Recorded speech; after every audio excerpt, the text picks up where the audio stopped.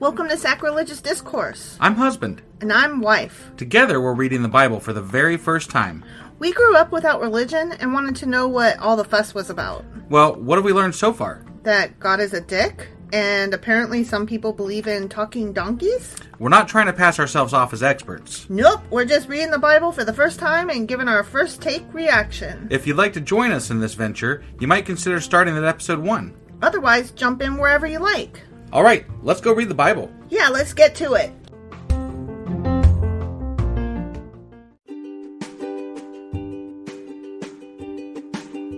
Hey wife, did you know that Anchor is sponsoring our show? Really? Don't we use Anchor to distribute our podcast on Spotify and Apple Podcasts? Yeah, and we are on just about every other platform available as well, thanks to them. Why do we use Anchor as our podcasting service? Well, they make editing and distributing our show a breeze. What if one of our listeners wants to start their own podcast? Then they should head over to anchor.fm or download the app to get started. Awesome! You guys should go do that right now! Husband! Wife! Do you remember what happened last Friday?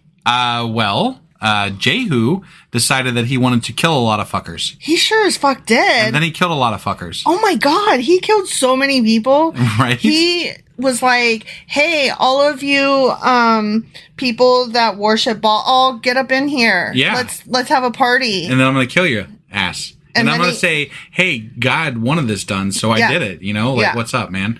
And then it turns out that God didn't really like the dude. Didn't he?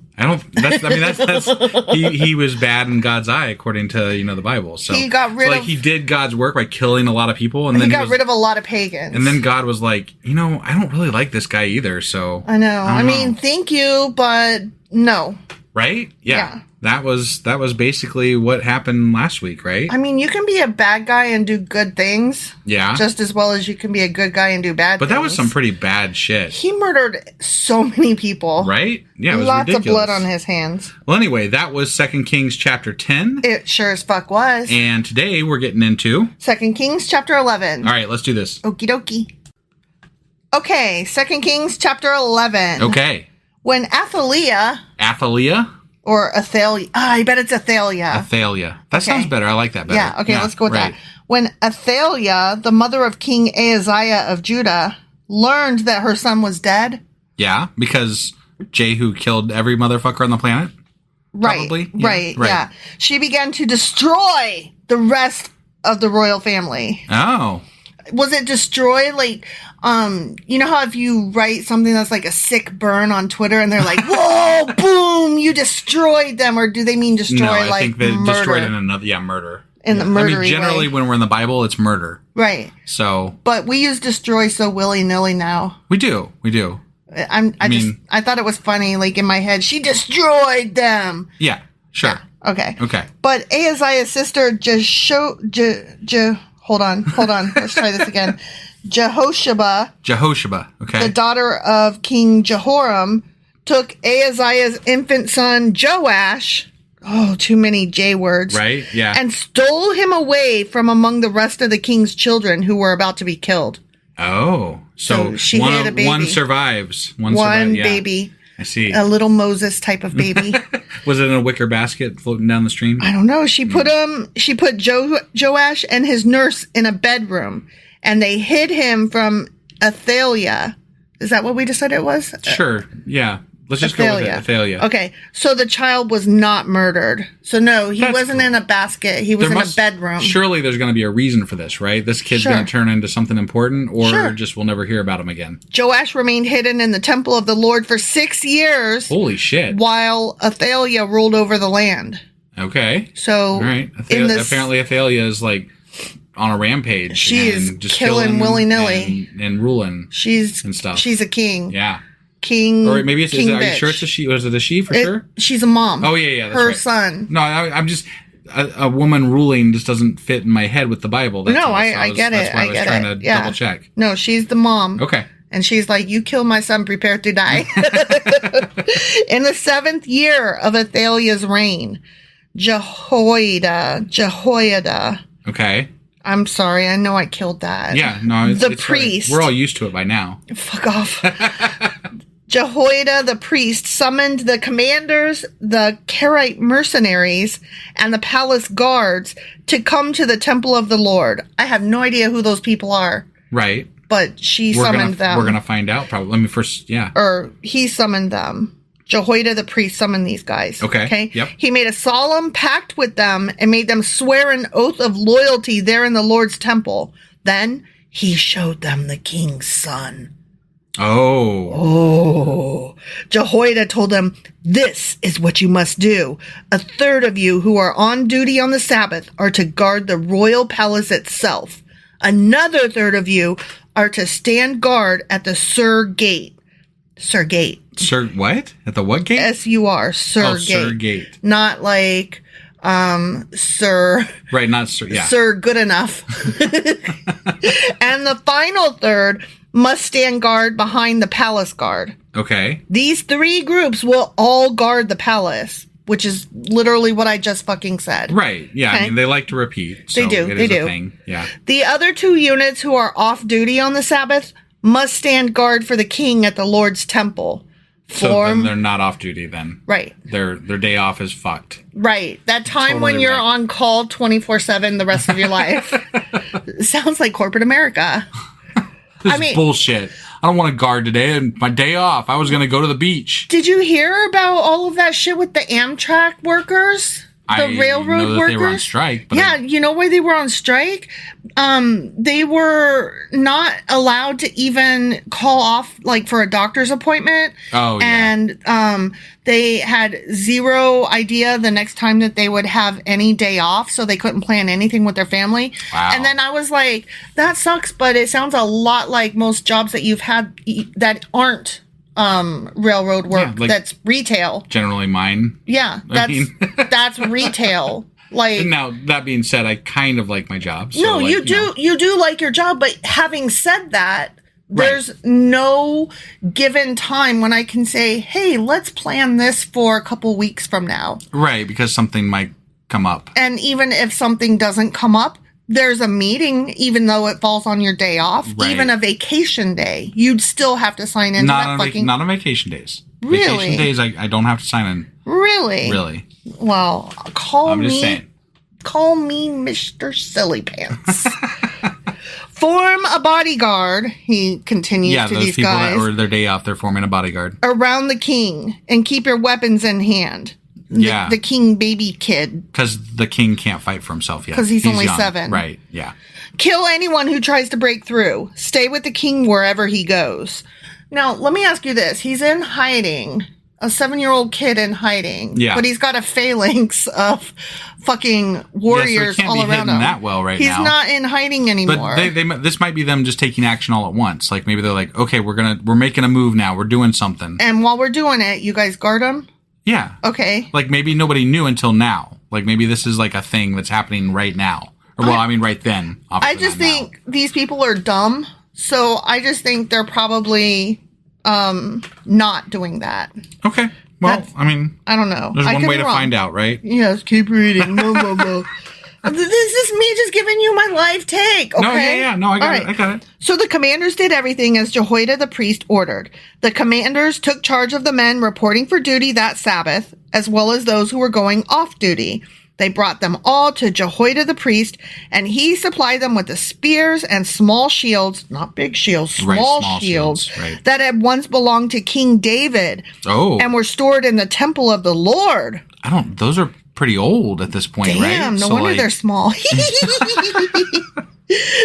The palace guards. Is the giant shit still there? Like, if I was like one of those guys, I'd be like, hey, I know, you're handing this stuff out, but where's the giant thing at? Where's the good one? I want David's good one. Yeah, that one was the one I want. Those are probably all done, melted down. Right, yeah. The palace guards stationed themselves around the king with their weapons ready. They formed a line from the south side of the temple around to the north side and all around the altar. If somebody didn't have a clue that there was something going on, at this point, there's definitely something going on. They're drawing attention to him if they wanted him to remain hidden. Right, which is why I'm like, they better be doing something right now because, otherwise, It's They've for nothing. Just said, hey, we're here. Right, they just put a target on this kid. Right.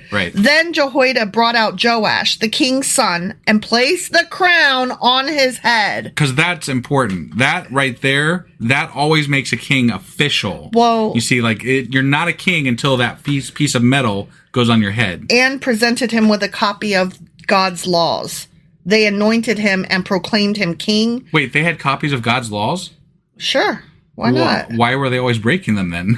Because I told you they're fucking stupid.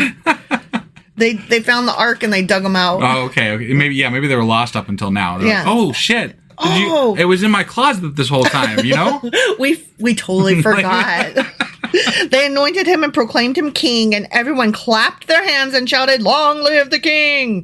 This is weird timing with King Charles III taking the throne, and everybody's like, Queen Elizabeth, God rest her soul. Oh, yeah, they're going to be usurping a queen here, probably. Yeah. So, like, they're queen. That's what I'm saying. This is funny king timing. Taking over, Right? Yeah. When Athaliah heard the noise made by the palace guards and the people, she hurried to the Lord's temple to see what the fuck was happening. Wait. She was close enough to hear the fucking noise? She's in the temple. Right, but there's like a fucking army forming just outside of where she's at. Yeah, but the people are cheering. Okay. She's like, what the fuck's going on over there? Yeah, all right. So they're like in the same like area. There will be no happiness in my reign. What the fuck's going on? Well, if you hear, like where we live at the beginning of the parades that go through our little town. Yeah. And so sometimes we don't know when a parade is happening, but we just always end up knowing. Right. So we always like start hearing, the honk honk, beep beep and all that shit and the band and stuff. And we're like, the band's what gets me. I'm like, there's not usually a drum line outside my door, but apparently today. There's a parade. So then we, go outside to see what the fuck is happening. Yeah. That's what is happening here for her. She's like, I didn't call for a parade today. Sometimes I'm like, is it a fucking holiday today? Why are we having a parade? Oh, you know what? That reminds... Okay, that's totally off topic, as I do. Yeah. Okay, do you remember, like, at the beginning of the pandemic when our local teachers? School... Yeah. The teachers put together... this little parade and they came really through. Cool. It was, I literally cried. I was not expecting to cry. Because it was right at the height of the pandemic. Right at the beginning of the height of the pandemic. Yeah. And no one was able to see the teachers and there was all this online stuff starting up. Yeah, it was scary. It was scary times. Right, yeah. We did not know what the fuck was happening. It was very heartwarming. It was really cool that they did that. So. Well, like we kind of knew it was coming, but we like forgot about it. We didn't plan it or anything. But like I said, we always hear it. And so I heard it and ran down and was like, oh shit, you guys, it's the school parade. And you guys were like, whatever. Right. And then I was like, oh my God. And you guys came because I was excited. Yeah. I don't know why I was excited, but then. Well, because we hadn't really, you couldn't go out and see people. Right. Like you didn't, I don't know. It was just something. So then we're standing on our porch and we're watching all of these teachers and a lot of the teachers, because our school district is so small, even though our kid had moved from public school into online public school, they'd known Abby since kindergarten. And so they were just waving like, hey, and like, oh my gosh, I hardly recognize you. Like they really, remembered, really and it was just so heartwarming. And, it was, and I cried. It was. I did. I'll never forget that. It was great. No. It was one of those where were you when and do you remember when kind of moments. Definitely. Okay, sorry, that was totally off topic, but parades. Got it. So she hears this fucking parade. Yes. And she's like, what the hell? When she arrived, she saw the newly crowned king, the 7-year-old kid, standing in his place of authority by the pillar, as was the custom at times of coronation. The commanders and trumpeters were surrounding him, and the people from all over the land were all over the land. Yeah. They were all rejoicing and blowing trumpets. They had some good Twitter going on back then if they were all over the land cheering. That news spread like fucking wildfire. They knew before she did. They were like, get this bitch out of power. We want this guy. Mm-hmm. Like, what? When Athaliah saw all this, she tore her clothes in despair and shouted, treason! Treason! Then Jehoiada the priest ordered the commanders who were in charge of the troops, take her to the soldiers in front of the temple and kill anyone who tries to rescue her. Yeah. Because what? Because kill her is why. because killing is cool. Right. If this is all it took, like, why didn't they do this sooner? You know, like, they just, like, hey, let's kill her. Like, you didn't even have to have a kid. You could have just, you know, pretended. Like, let's all just have a parade and pretend that there's something going on just to draw her out. And when she gets here, just kill her. Right. And there doesn't even have to be any king there at all. For the priest had said she must not be killed in the temple of the Lord. So, I mean, they kill lots of things in the temple of the Lord, but mostly those are sacrificial. Animals. Right. This would be murderous. Okay.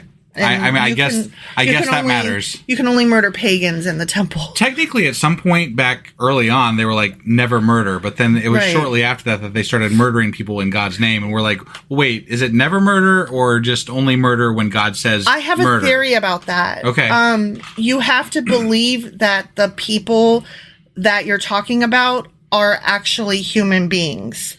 Oh. And I guess that they probably did not view the pagans as human beings, much as the early white folk, you know, talked about slavery by not viewing Africans as humans, subhumans. This reminds me. Yeah, I'm going to go off a little bit on a subject here as well.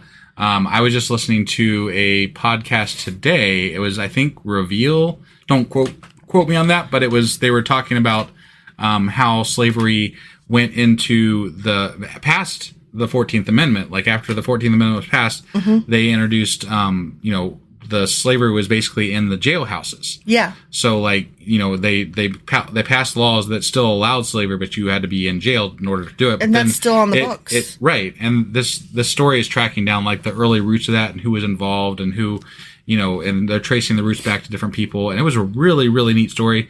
I'm not doing it justice. So like, if you have a chance to look it up, it's one of the NPR productions like Reveal or Throughline or something like that.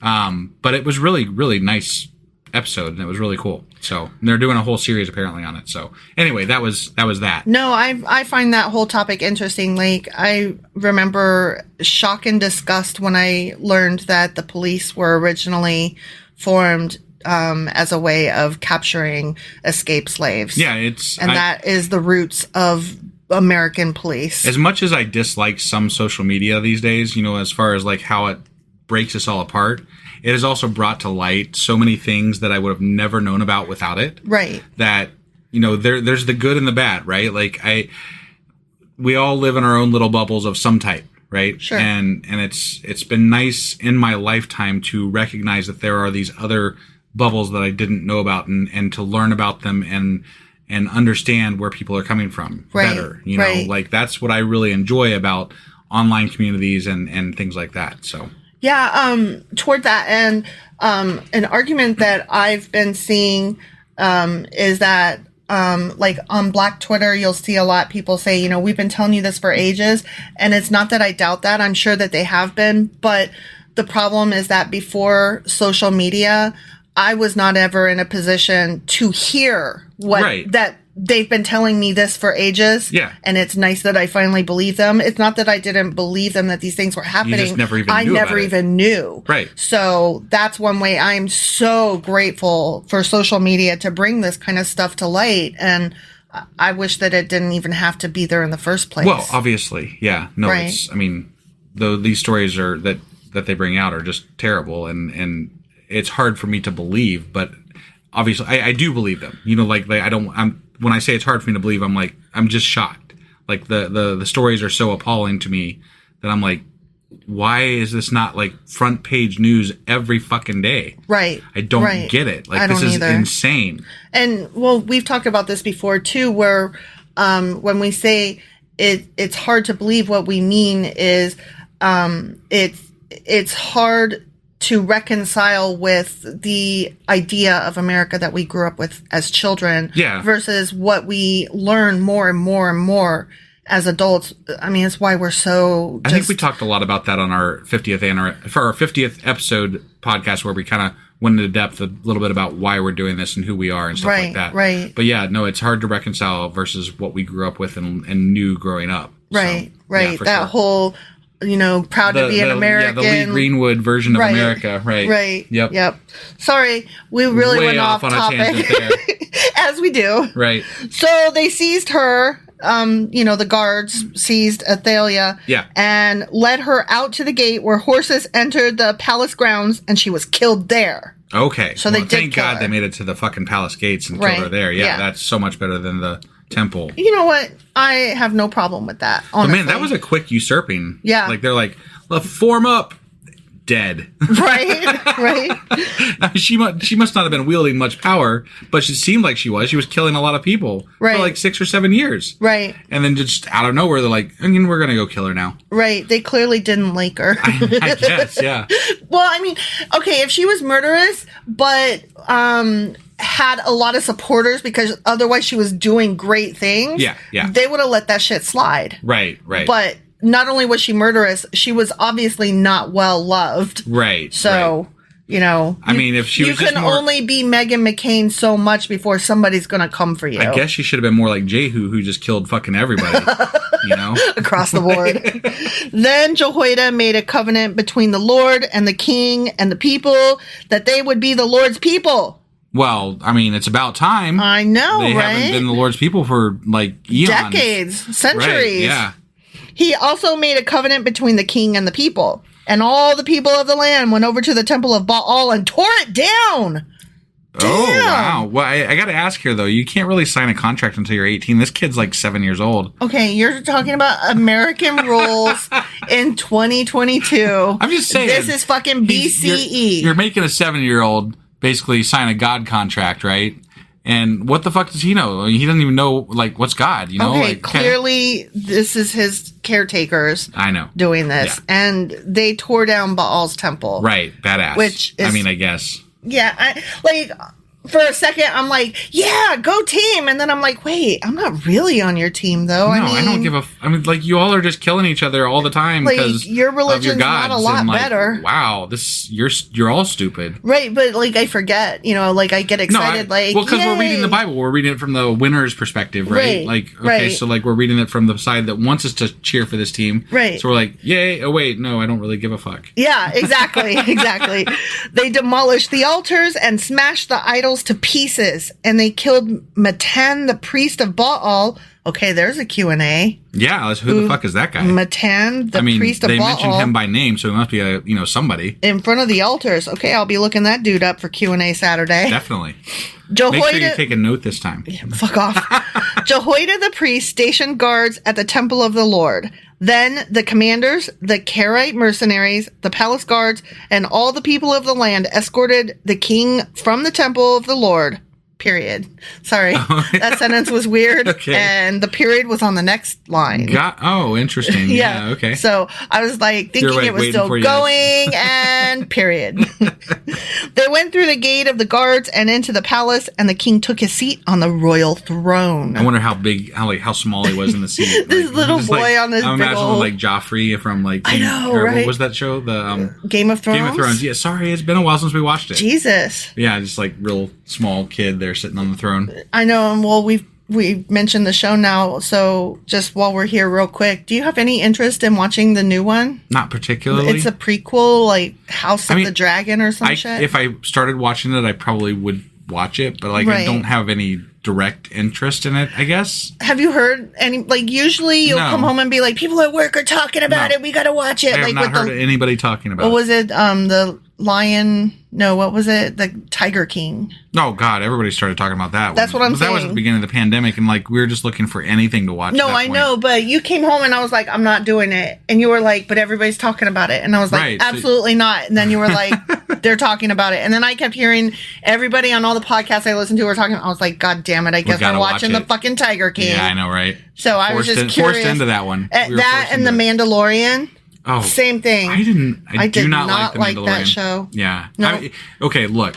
We've got 3 sentences left, but no, let's do this. So, the Mandalorian, right? The scenery as far as the Star Wars world was so fucking cool. It was had really good. It had a lot of potential with the set and everything. I even kind of like the characterization that this is the way. Yeah, but the story was just like so... It was the script. I don't think it was the story was okay. It was the script. Yeah, it just felt like we were watching like Hercules or Xena or something. That's exactly what it felt like. The 3 in the morning, stupid shows that are on. It's fun, but it's stupid. Okay, not that I didn't enjoy watching Hercules when there was nothing else on.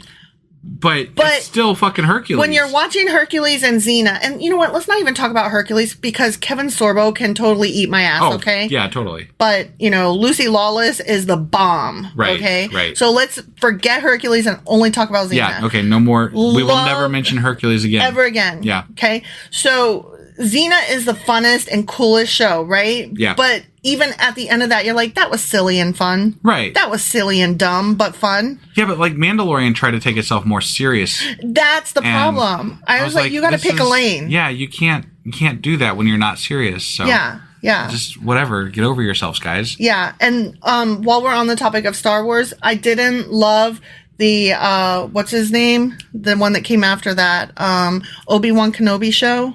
Oh, yeah. I didn't love that. It wasn't. I was all right with it. I liked it better than The Mandalorian, yeah. but that's not saying a lot. I didn't care for it. I didn't think it was great. I think that Disney is just out to make a buck off the fucking Star Wars franchise. Yes, they are. I think so. Yes, they are. But whatever. That's my take. I'm sure we'll probably lose like 20 people that listen to our podcast over this because, Star Wars. Because Star Wars. I mean, if you're going to not listen to our podcast there's because a lot of better we disagree reasons. about Star Wars, yeah. Like, okay, but Rogue One is the best Star Wars movie ever. And I'm just I'll go to my death on that. Okay. Rogue One brought me to tears because I am a sucker for personal sacrifice, and those people, they gave their lives. Here, I'll lose us some followers. My favorite character is Jar Jar Binks. Fuck off. No, it's not. He's lying. Nobody likes Jar Jar Binks. Fuck off. Oh my God. Oh, there's a new Star Wars show starting soon called Andor. Are you interested? I mean, if I at this point, because there's so many of them coming out, I'm almost going to wait for people to say that one's awesome or something, right? Right. But yeah, I don't know. Whatever. Okay. So we had 3 sentences left. Yeah, I'm sorry. Well, we had to talk about Star Wars for a minute. Yeah, definitely. I mean, it's important. That's important shit. Right. So they put the kid on the throne. On the royal throne. The royal throne. What was it called in Game of Thrones? It was I don't remember. Sword. No. Sword throne. The blade of sword of the throne of blades. Throne of. What the fuck was it called? I don't know. God damn it! I don't remember. Skulls and swords and bones and skeletons and shields and what the fuck was it called? Are we going to get to these last 3 sentences or just talk about the goddamn throne?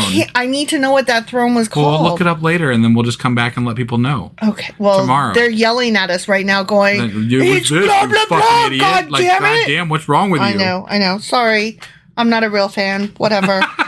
So all the people of the land rejoiced, and the city was peaceful because Athaliah had been killed at the king's palace. Joash was 7 years old when he became king. The end. Okay. That happened. They rejoiced. Yay. Yay. Kid King More dead people. Bomb. And we have a kid as a king. Woot, woot. It's going to be good times. And the Dalai Lama is... We'll live happily ever after until we don't, and then God will hate this kid too or something. So yeah, yay. I'm sure that he will do bad and do evil in the Lord's eyes. Yeah, because they all fucking do, apparently. Yeah. Whatever. Nobody can be David. No, yeah. Fuck David. David was kind of shit too. I'm just saying. He was a lot of shit. We went over that when he was in king too. So, but yeah, that's pretty much that. Yep. All right. So that was 2 Kings chapter 11, and tomorrow we will be back with 2 Kings chapter 12. We'll see you guys then. Peace out.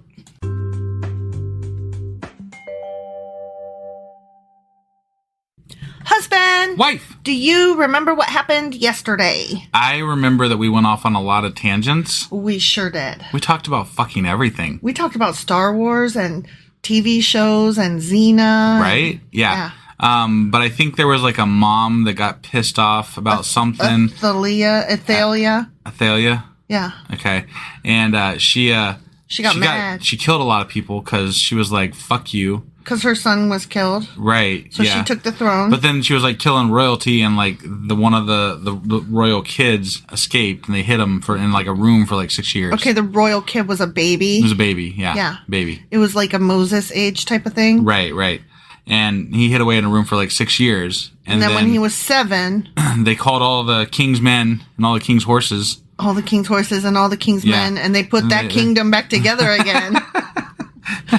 Yeah, and then they killed Athaliah. Yeah.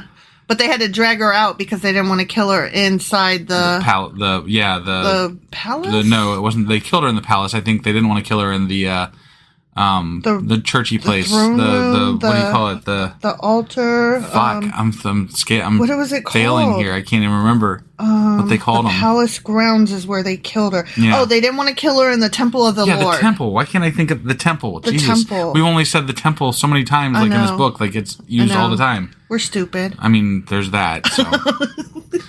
And so then they took down all of the pagan stuff, the altars to Baal and all that. Yeah. They got rid of all those. Right. And supposedly they're going to be right with God now and stuff. Because they made that kid read those words. Right. Also, this is completely separate subject here, but I want to apologize. You are so sorry. I am so sorry. You are sorry. I accidentally uploaded an episode from 2 Samuel as the main section of our podcast for yesterday's episode. I don't know why that makes me laugh so hard. It's fixed now. I think. I mean, it may not be fixed everywhere, but it's fixed, where I can fix it. Yeah. And if the place where you're listening is still showing the wrong thing, yeah, go over to Anchor. You can listen to it there for sure. That's your platform's fault, right? Or YouTube. Point. I know it's fixed on YouTube too. Yeah. So, but anyway, that was my bad. It's all fixed now. I had somebody call me out on it on Twitter, so thank you for that. I really fucked up. Oopsie doodles. Yeah, and I should have got their name because I can't. I almost have it in my head. Like I know them when they talk to me. I'm like, oh yeah, that's that. I know them. Yeah. But like I can't remember their name right now as I'm speaking, and I should have had that ready. You should have. But regardless, thank you for the help, and I appreciate you letting us know. So, all right. So anyway, that was 2 Kings chapter 11. It sure as fuck was. Unless of course you were listening to 2 Samuel. But. Today we're going to be getting into 2 Kings chapter 12. Oh, shit. What are we getting into? 2 Kings chapter 12. Sorry, I got carried away there. You sure as fuck did. I did. You need to get your shit together, sir. I will get my shit together. You get your shit together. Get off of my shit. Well, look, we were going to do a live stream tonight, and then I broke equipment. And I was like, fucking hell. You did. You pulled the thing down, and you go, fuck! Yeah. I broke it! And it's too bad nobody was on the live stream yet, but you would have had a real fun time listening to me, like, dropping my goddamn phone a million times. And you were like, I'm gonna break something! God damn it! And then I did. It was kind of funny. It was something, anyway. It was funny, and I'm over there trying to stay out of your way and not laugh at you, but... So the live streaming thing that we're trying to do on YouTube every night is going to have to maybe be paused for a couple of days while I figure out a better method to do this because I kind of suck at it apparently. Well, when you say every night, you mean we did it that one time? We did it that one time, but we were planning on doing it nightly. Yeah, because it was fun. It worked out. It was good. So now I just need to, dig into Google and figure out what the fuck I'm doing. And buy some better shit. And yeah, that too. So, I mean. Oops, sorry. Okay, thanks, bye. Did I mention we have a Patreon? Yeah, oh yeah. Help! Yeah, right, yeah. All right, we're going to get into the next chapter here again, which is... 2 Kings chapter 12, asshole. Let's do this.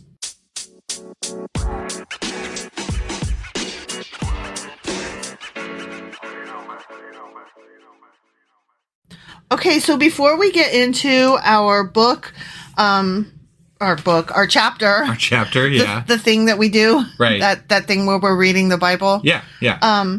We wanted to give a shout out, I think, to somebody that we really like a lot. Yeah. No, first of all, it's our new Patreon. It's our new patron. Our new patron is an awesome person. Yeah, and we actually, I think, I don't know if we talked about this before, but we talked about somewhere I think we made a new friend when we went down to the Louisville convention. The Louisville the Free Thought Convention. Right. Yeah. Anyway, his name is Stephen Hines. The author, Stephen Hines. Yes. Right. And he wrote a book about his journey from, being a Christian to not being a Christian. And what's the name of the book? The name of the book is called Rebirth Defect. Which, I mean, that's a badass. But what's the subtitle? So like his little pitch for it is, it's my journey from, well, not mine, his journey from Catholic altar boy to teen atheist to adult Christian metal evangelist and back to atheism. Read the book that Read the book that is rumored to have given the Pope an aneurysm. Available in paperback and audiobook through Amazon. And we have purchased the Audible. Yeah. And I can't wait to start it because I'm starting it tomorrow. I'm excited because I read his comic book. Yeah, he has comic books too. That's amazing. Zombie Fabulous. Oh my God, you guys. It is so fucking awesome. So we are so humbled and honored to have him as a patron. Right. Stephen Hines, check him out. He's fantastic. He's a really cool dude. Yeah, and I'm going to put a link to his book in the description of the podcast. So if you want to go there to check it out, feel free to, and just click on the link to take you right there. Thank you, Stephen. Yep. All right. So you ready to go ahead and get into our episode then? I am. 2 Kings chapter 12. All right. Here we go. Ready? I'm ready. Don't forget, they just killed a bunch of fucking people. She killed a bunch of people, and then they killed her, and then they got rid of all of the Baal and all of the altars and shit. Right. But they didn't kill a bunch of people yet. Well, I mean, not yet. I have a feeling, though. I mean, there's a lot of death and killing in this book, so yeah. I mean, it's a safe bet. I have a feeling that the way it's going to go is that they didn't just knock down some altars. I think they probably did some business. You think so? I think so. Okay. But that's just my opinion. You don't just knock down altars. You also kill the followers. Right. That's just my opinion based on what I've read thus far. Yeah. So here we go. Joash began to rule over Judah in the 7th year of King Jehu's reign in Israel. He reigned in Jerusalem 40 years. His mother was Zibiah from Beersheba. All his life, Joash did what was pleasing in the Lord's sight. Oh, wow. Because Jehoiada, the priest, instructed him. Oh, okay. Yet even so, he did not destroy the pagan shrines, and the people still offered sacrifices and burned incense there. Why didn't he destroy those then? Womp womp. Like if he's doing everything godly, why wouldn't he destroy those? Because they're like, he's good, but he's not good. He's not perfect. He's no David. Right. One day, King Joash said to the priests, Hey, collect all the money brought as a sacred offering to the Lord's temple, whether it is a regular assessment or a payment of vows or a voluntary gift. Okay. Let the priest take some of that money to pay for whatever repairs are needed at the temple. Oh, so tithings. Tithings for building repairs. Yeah. But by the 23rd year of Joash's reign, the priest still had not repaired the temple. What they do with the money? He was laundering that shit, man. He was like taking that, he's stashing it somewhere. He was buying yachts. Right? Because that's how they do. I'm saying, like, he's got some fucking... But you know what? I don't think it was the king, because listen to this. Okay. So King Joash called for Jehoiada and the other priests and was like, the fuck? Why haven't you repaired the temple? Right. Don't use any more money for your own needs, assholes. From now on, it must all be spent on temple repairs. Right. But wait, that was 23 years before he called him on it. Right. But it's funny to me that, like, we're still to this day, we're arguing about, like, taxing churches because, I mean, they're ridiculously, like, some of these churches are ridiculous. Yeah. And they have millions of dollars as the fucking pastors and whatever. They're these televangelist type people. And it's insane. We're not taxing them because they're fucking religious. No, fuck that. They're fucking uber rich.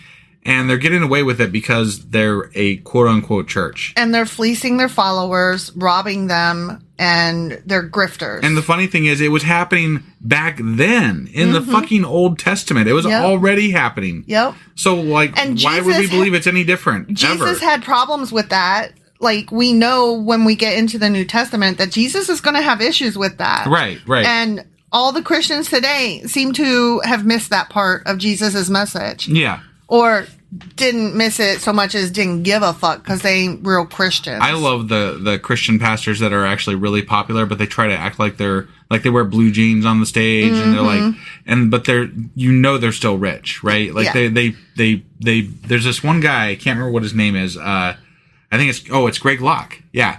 And he is always like, he's wearing like blue jeans and like t-shirts and shit. And he's always bitching about like, Joel Osteen and the other preachers that are all rich and, wonderful. But he is the same thing, just he understands how to play the part better. He's disguised. But he got them manicured nails. Right? Yeah. Yeah. So the priests agreed not to accept any more money from the people. And they also agreed to let others take responsibility for repairing the temple. No, what happened was they got busted and were like, okay. Yeah. Then Jehoiada the priest bored a hole in the lid of a large chest and set it on the right-hand side of the altar at the entrance of the temple of the Lord. The priests guarding the entrance put all of the people's contributions into the into the chest. Okay. Whenever the chest became full, the court secretary and the high priest counted the money that had been brought to the Lord's temple and put it into bags. Then they gave the money to the construction supervisors who used it to pay the people working on the Lord's temple. The carpenters, the builders, the masons, and the stonecutters. Mm-hmm. They also used the money to buy the timber and the finished stone needed for repairing the Lord's temple, and they paid any other expenses related to the temple's restoration. So they got busted and then they fixed it. But they got away with it for 23 years. Yeah. So, yeah. I mean, the money brought to the temple was not used for making silver bowls, lamp snuffers, basins, trumpets, or other articles of gold or silver for the temple of the Lord. It was paid to the workmen who used it for temple repairs, as it should be. Yeah. None of that fancy shit. You just gotta pay for them repairs. Just get the plumbing in good order, right? Okay? Yeah. Make the lights go on. Right. Put the windows, get glass in those windows. No accounting of this money was required from the construction supervisors because they were honest and trustworthy men. I don't know about. I mean, like, why were they? Why should we believe that? Were they though? Right? I don't know that. So, like, that's like saying that my company is honest and trustworthy. Is it? Like, I could say on a general level, like, sure, they don't try to outright screw me over. But, like, if I didn't clock in for, like, 20 minutes and I told them about it and they forgot to punch it in, they're not going to go out of the way to fix that. No. No. So honest and trustworthy is subjective there. It's not exactly a... Insofar as they didn't get caught doing anything they shouldn't have. Maybe they were mostly Maybe they were good insofar as it was easy. But I bet they took advantage of some shit. I'm sure they did. They're just being tossed money and they're like, oh, they're good. They're good. Okay, look, even the best employee takes a pen from work and brings home. Right. And we all fill out on the survey that, no, we would never, but we all do. That's what I'm saying. Like, every time I saw that question, like, how they have those questions where, like, would you ever steal from, work, including a pen? And I'm like, well, fuck yeah, I would. Of course I would. And I've done it multiple times. Is this a trick? Because... I would. Because you would. You who typed up this questionnaire. You probably have a fucking pen from work at your house right now. You probably typed this up. You probably took a ream of paper home when you were printing this shit out and were like, nobody will notice. Right. Exactly. Because they won't. Right. And I'm not saying I never took a ream of paper, but you took toilet paper from work once. From a place that you worked. Well, I mean, it was during the pandemic and toilet paper was scarce. So, I was like, fuck it, I'm going to get some just in case. So you did. You brought home a couple rolls and we needed it and we used it. Yeah, because it was very scarce. It was tight pooping right there for a while. Yeah. Yep. But yeah, I always take a pen. And I hate that those surveys make me lie. They force me to lie. And I don't think that I should be made to feel guilty because let me tell you how many times that I brought my own pens to work that got taken by other coworkers or their children who played with my color pens. Or how many times does your company take advantage of your time or your availability or whatever? Like they definitely go the other way with it too. So. Yeah, I feel like I should make them fill out a survey. Right. Like, no, okay, I won't take your pen, but do you promise that you ain't gonna bitch at me if I clock out early? Or if I stay late, you aren't going to be like, well, we can't pay you overtime. You were not approved of this. No, fuck the fuck off because you make me stay because I can't just walk out in the middle of speaking to a customer. Right. But don't tell me that I'm not going to get paid for finishing that goddamn conversation that I'm required to finish. Right. So fuck the fuck off. Yes, I stole your goddamn pen and you stole my time and we are not even square. Right. You still owe me by my count. Exactly. Okay, sorry. So companies ain't right. That's all. Yeah. We might have a few opinions about that. We might. As a matter of fact, one of the upcoming Patreon episodes that I wanted to do is about corporate abuse and how it is emotional abuse. Right. And how some of the things that are said and done to people, if you said it without the context and somebody thought that it was like your partner, they would literally be like, oh, you need to break up with him. Right, yeah. Like my sister literally brought that to my attention at the last place I worked. Yeah. I was like telling her, oh, I need to do this and blah, blah, blah. And she was like, why? They don't appreciate you. And I'm like, because, I feel like, it's important, blah, blah, blah. And she's like, you care more than they do. That's emotional abuse. Right. They're gaslighting your ass. Right. Yeah. So anyways, I feel like that's an important episode that we will discuss at some point. Definitely. However, continuing. Yes. The money that was contributed for guilt offerings and sin offerings was not brought into the Lord's temple. It was given to the priests for their own use. Okay. I mean, I guess that was cleared. That's good. We're okay there. That way, I guess. I wonder if they ever just slid a little bit from the other offering into the, the guilt and sin offering. They're like, we'll just take a little bit there and put it in this one. Who's gonna know? There's no security cameras. Right. Yeah. Right. There's nobody. No one will know. There's no social media. You're not going to get caught. And they were obviously doing it before, so I guarantee at least a little bit still ended up, slushed over. Of course it did. About this time, King Hazael of Aram went to war against Gath and captured it. Oh, okay. Then he turned to attack Jerusalem. Oh, that asshole. King Joash collected all the sacred objects that Jehoshaphat, Jehoram, and Ahaziah, the previous kings of Judah, had dedicated, along with what he himself had dedicated. He sent them all to Hazael, along with all the gold in the treasuries of the Lord's temple and the royal palace. Okay. So Hazael called off his attack on Jerusalem. Because he's like, there's nothing there to steal. I guess. Right? I guess. The rest of the events in Joash's reign and everything he did are recorded in the Book of Chronicles, Kings, whatever shit thing that we can't see on there. So that we're not allowed to see in this. Right, yeah.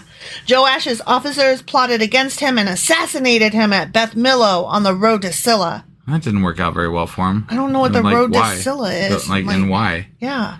The assassins were Josachar of Shemeath, or son of Shemeath, and Jehozabad, son of Shomer, both trusted advisors. Oh, no. Joash was buried with his ancestors in the city of David. Then his son Amaziah became the next king. The end. Okay, so...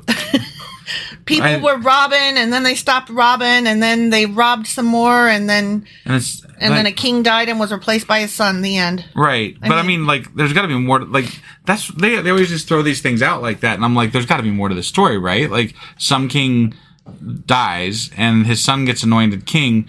But, why did they kill him? Did they kill him because they're working with his son? Or, there's got to be some sort of, nefarious thing going on behind somewhere. Because you don't just kill somebody just to kill them. Right. There's got to be some reason behind it. His officers plotted against him. Why do we never get to know the fucking reason?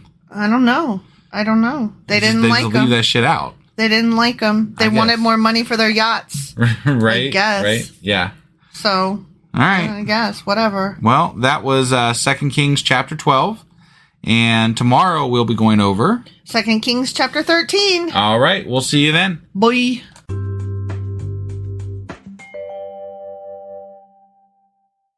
Husband. Wife. Do you remember what happened yesterday? The Bible finally admitted that the priests are grifty motherfuckers. That's not what I was going to say happened, but you're not wrong. I'm not wrong. You're not wrong. What were you going to say happened? I was going to say that the king demanded that the priests collect money to fix the building and stuff. Yeah. And that 20 some odd years later, they still hadn't fixed anything. And he was like, God damn it. Yeah, grifty motherfuckers. Yeah.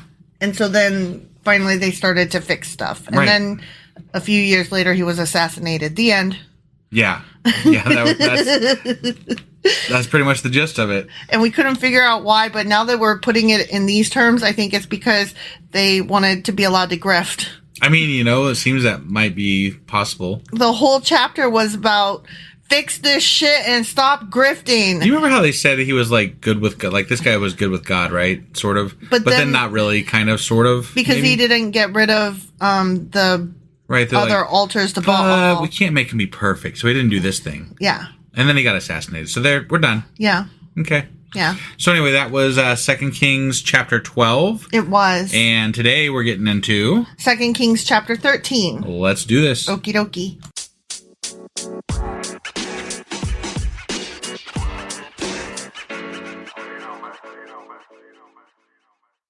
Okay, 2 Kings chapter 13. Okay. Jehoahaz. Yeah. Son of Jehu.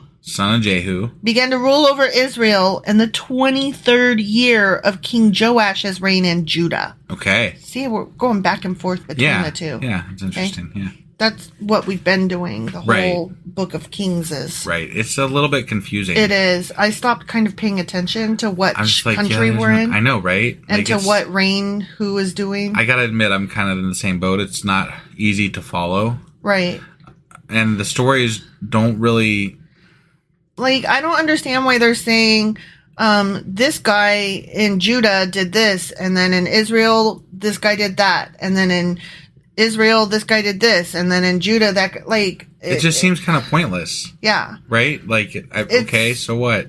I understand they're trying to give the history of the two simultaneously. Right, but there was a lot easier way to do this. Like, yeah, there was a lot of kings, and then they, some shit happened, and... It almost would have been better if they emulated the begats and just did, and this king and that king. Not that I want to do begats again, but... No, but...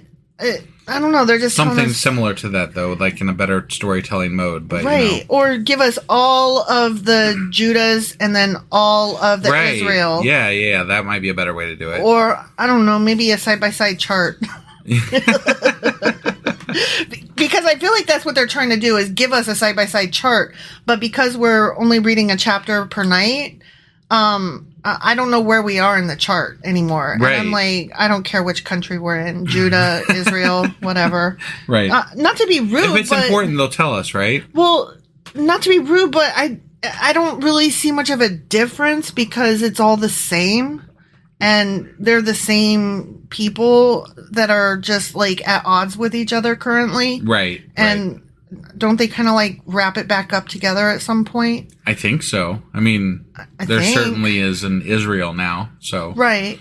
I mean, at least, at the very least, they wrapped it up by now. Yeah. Somewhat, I guess. I don't know. It just seems like who cares?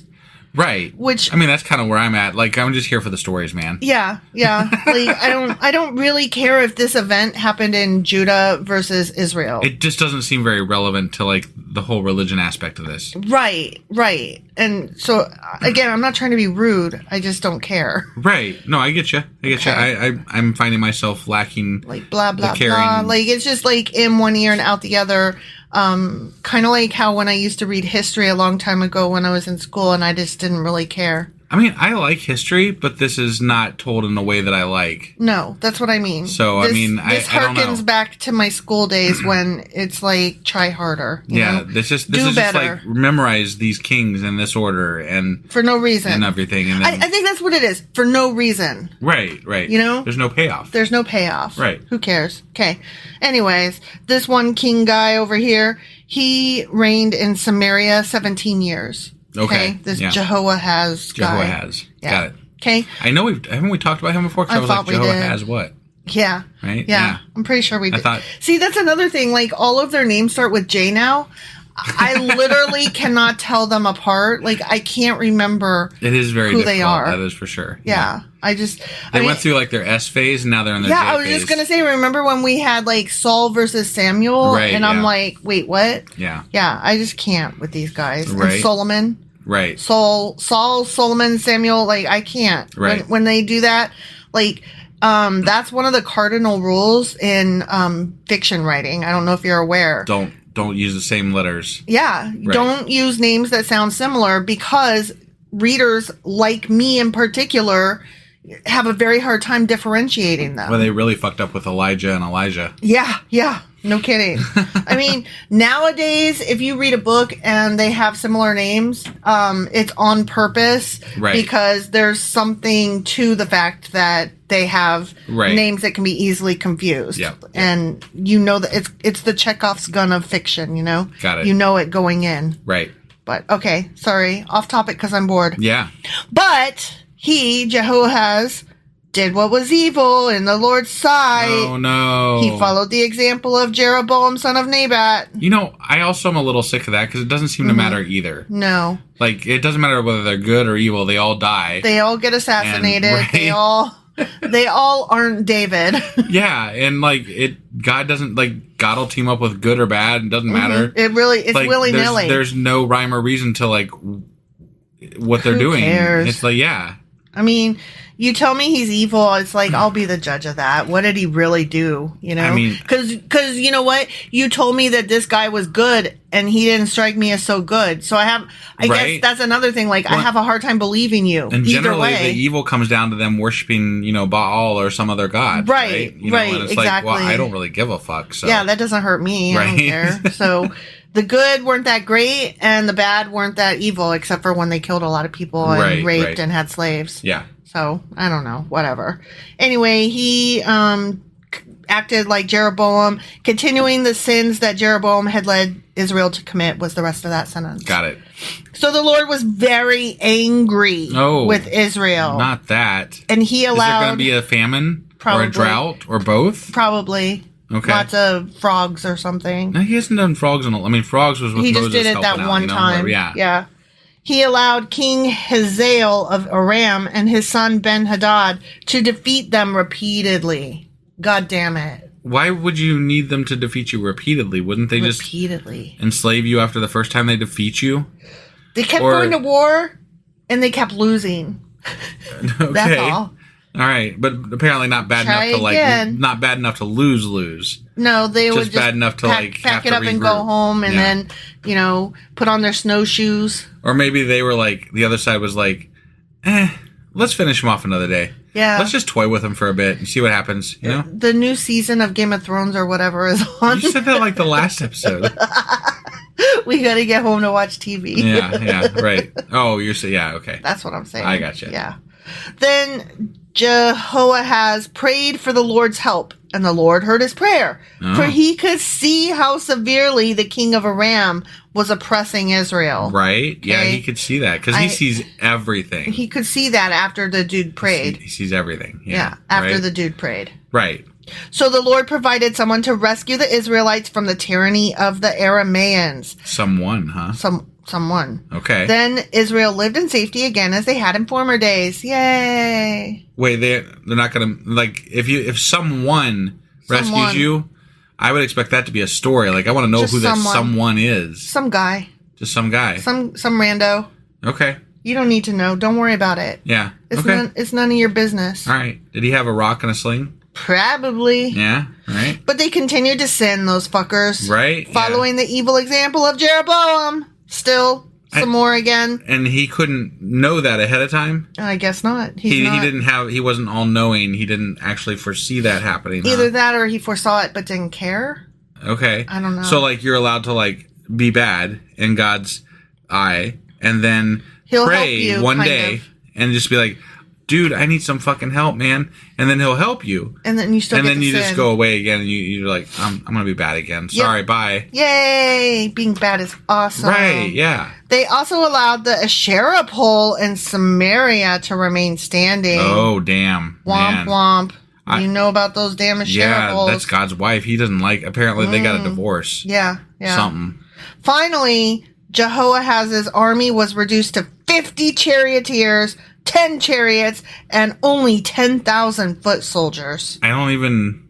that means nothing to me. I mean, it would be like if you said, I wrote 10 sentences, and it was hell. Like, now, I know the Israelites at one point had like 300,000, warriors or something like that, but like... I don't know how many the other side had. Like, in relation to what? Right. Like, how many soldiers is that in relation to? It's like if you told me about giants, and I would be like, but were they, though? Right, Or were they just really tall? Yeah. The king of Aram had killed the others, trampling them like dust under his feet.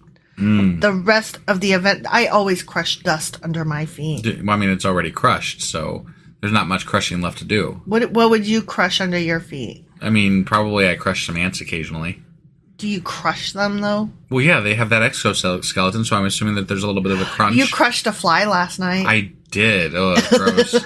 You were trying... I wasn't expecting it to happen. No, you were doing that thing where you, like, wave at a fly to go away, and then you, like, did your hands like you were going to catch it, but not really, because who catches a fly, right? Right, yeah. And then you actually crushed it between your hands, yeah. And you were so geeked out, you were like, ah!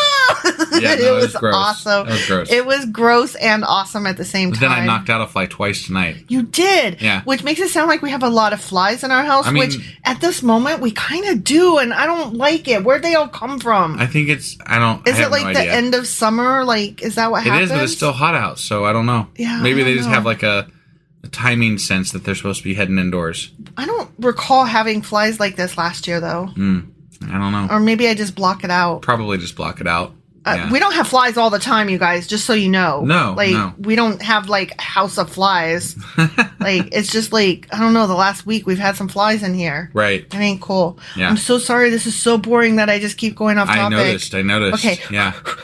Get it together. The rest of the events in Jehoahaz's reign, everything he did and the extent of his power are recorded in the book that we don't have listed there at the end of that sentence. The end of the sentence is blank. The Chronicles of Kings of Chronicles. The Kingly Chronicles of Kings. Yeah, that. The chronically kingship. Yeah. Things. Yeah. Okay. They're recorded there. When Jehoahaz died, he was buried in Samaria. Then his son Jehoahash became Jehoahash? Jehoahaz. Went from Jehoahaz to Jehoahash? No, you know what? I apologize. I mispronounced that. It's Jehoash. Jehoash, but still Jehoahaz to Jehoash. Jehoash. That's so, like, it's just so boring. Like, how... Too many J's. Yeah. Jehoash became the next king. It's almost like they want us to glaze over this bit, you know? And it made me yawn just now. Right. I'm so sorry, you guys. Okay, so Jehoash, son of Jehoahaz, began to rule over Israel in the 37th year of King Joash's reign in Judah. See, it's too many J's and Ash's. Wait, who's the 37th year of whose? Joash. I thought Joash just took over. No, Jehoash took over in the 37th year of Joash's. Yeah. Jesus Christ. That's what I'm saying. That's some fucking bullshit right there. It's garbage. That is garbage. Okay, when I rewrite this book, I'm giving them different names. Yeah. Like, I don't know, but like, I don't know how I'm going to do this, but I'm going to name them something different, like Larry and... You know what? You should just have asterisks. Or that. You said asterisks. Help me. It's asterisk. Asterisk. Thank you. Oh my God. It's how I grew up. I don't know. I got no. I just will never forget that time we were at your mom's house and you and your mom and your brother were talking about some business thing. Yeah. And you kept saying, all three of you were asterisk. Or no, asterisks. And I finally just exploded and I said, oh my God, you guys, it's asterisk. And all three of you looked at me like, what the fuck is wrong with you? You know what? You say anyways all the fucking time. I say anyways, but I say anyways on purpose because it irritates you. Yeah, and really also does. It is such an Ohio thing. And then I read this beautiful poem and this woman talked about the Midwest and how it like harkens back to her people and anyways. Yeah. And also Jack O'Brien on the Daily Zeitgeist. He was the co-founder of Cracked. But anyway, on the Daily Zeitgeist, he always says anyways. Yeah. Because he lived in Ohio for a bit too. Right. And I just love it. Live and grew up here my whole life and I don't say anyways. You don't. But you said crown instead of crayon. So fuck off. And also, let's just stop right there. Stop right there. Got you. Yeah. So I won that round. Yeah. Just so you know. Okay. Okay. Anyway, this dude reigned in Samaria 16 years. But he did what was evil in the Lord's sight. He refused to turn from the sins that Jeroboam, son of Nebat, had led Israel to commit, and the rest of the events in Jehoash's reign and everything he did, including the extent of his power in his war with King Amaziah of Judah, are recorded in that one book that we're not allowed to know. Thing. Yeah. When Jehoash died, he was buried in Samaria with the kings of Israel. Then his son Jeroboam II. Seriously? Yep. Seriously? Became the next king. Why? Yep. Why? I can't tell you why. These people are so dumb. I can't tell you why. Oh no, baby. I can't tell you why. You just needed to break it down a song there. That's from the Eagles. Well, yeah, The you are Eagles the sing that Eagles. song. You know the Eagles better than I do. I only know. I definitely know that song, but I wouldn't I have like, been only able to break it out. You know the songs from the long run. Ah, okay. That one album, my parents played over and over and over again, and so I know all the songs on that, and it's the best. The end. Got it. Forever. Yeah, right. Okay. Okay. Okay. So next section. Yep. Okay, we're gonna learn a little bit more about Elisha. Oh, okay. All right. When Elisha was in his last illness, King Jehoash of Israel visited him and wept over him. His last illness. That's an interesting way to put that. He had so many illnesses. This is the last one. He's gonna fucking die. Look, this is the last time you're gonna get sick. Okay? This is your last illness, my guy. No more. But maybe I don't want it to be my last illness. This is your last fucking illness. I don't. You don't get any more. This is your last one. Did God let him know this was going to be his last illness? Well, is that how they know? Apparently it was his last illness, and I don't know if he knew it beforehand.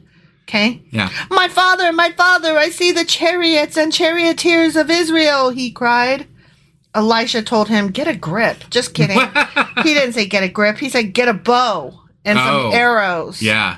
And the king did as he was told. Elisha told him, put your hand on the bow. Hand on the bow. On the bow.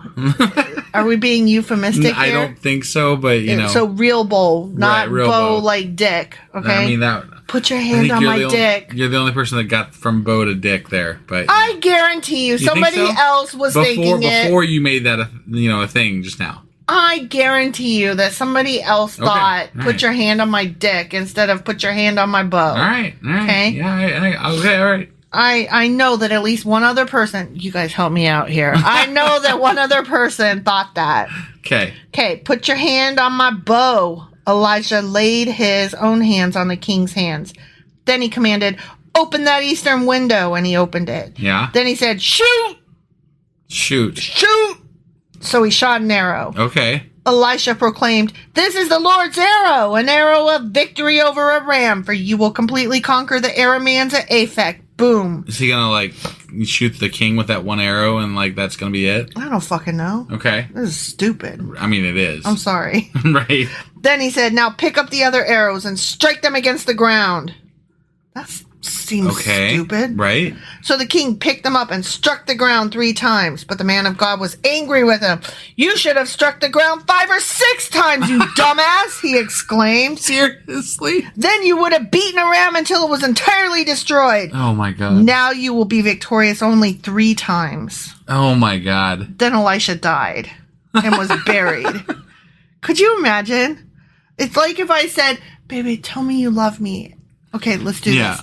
Baby, tell me you love me. I love you. You should have told me you loved me 10 times, not just one time. Yeah. Now I'm only going to fuck you once instead of 10 times. I mean, right? That's what that amounted to, right? How could you know? Right. It's so random. Yeah, I don't know. Baby, turn on the light. It's the light's on, darling. You should have turned it on 10 times. Now the DP&L bill's gonna skyrocket and it's all your fault. Yeah. Or something. Right. Right? Okay, yeah. Okay. Groups of Moabite raiders used to invade the land each spring. Yeah, that's spring raids, So it's a thing. Spring raids. Yeah, that sounds like a type of deodorant or It should, yeah. Moab spring raids. Rabes? Rabies. Yeah, I don't know. Yeah. Rabies. Okay. Once, when some Israelites were burying a man, they spied a band of these raiders. So they hastily threw the corpse into the tomb of Elisha and fled. Oh, damn. But as soon as the body touched... Wait. That indicates to me that Elisha's tomb was just lying open or something? It's just there. It's just open. I mean, I guess maybe a tomb could be like a tomb. It's like a room, isn't it? A room. Maybe it's a room. Okay. Yeah, it's not just a hole in the ground. All right. Okay. Yeah. So they threw it in there. Okay. Yeah. Okay. They hastily threw the corpse into the tomb of Elisha and fled. But as soon as the body touched Elisha's bones, the dead man fucking revived and jumped up to his goddamn feet. What the fuck? Yet again, we've got another resurrection from bones. What fucking reason? Like what like bones? How many goddamn zombies have been created in this goddamn book? Bones. This is bullshit. How long? We don't know how long he was dead though.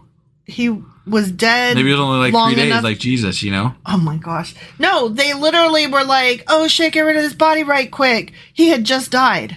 Yeah. So yeah, King Hazael. No, the guy Elisha is the one that resurrected. No, the guy. Look, you misheard this. Oh, they threw the corpse of this person into the tomb of Elisha and fled.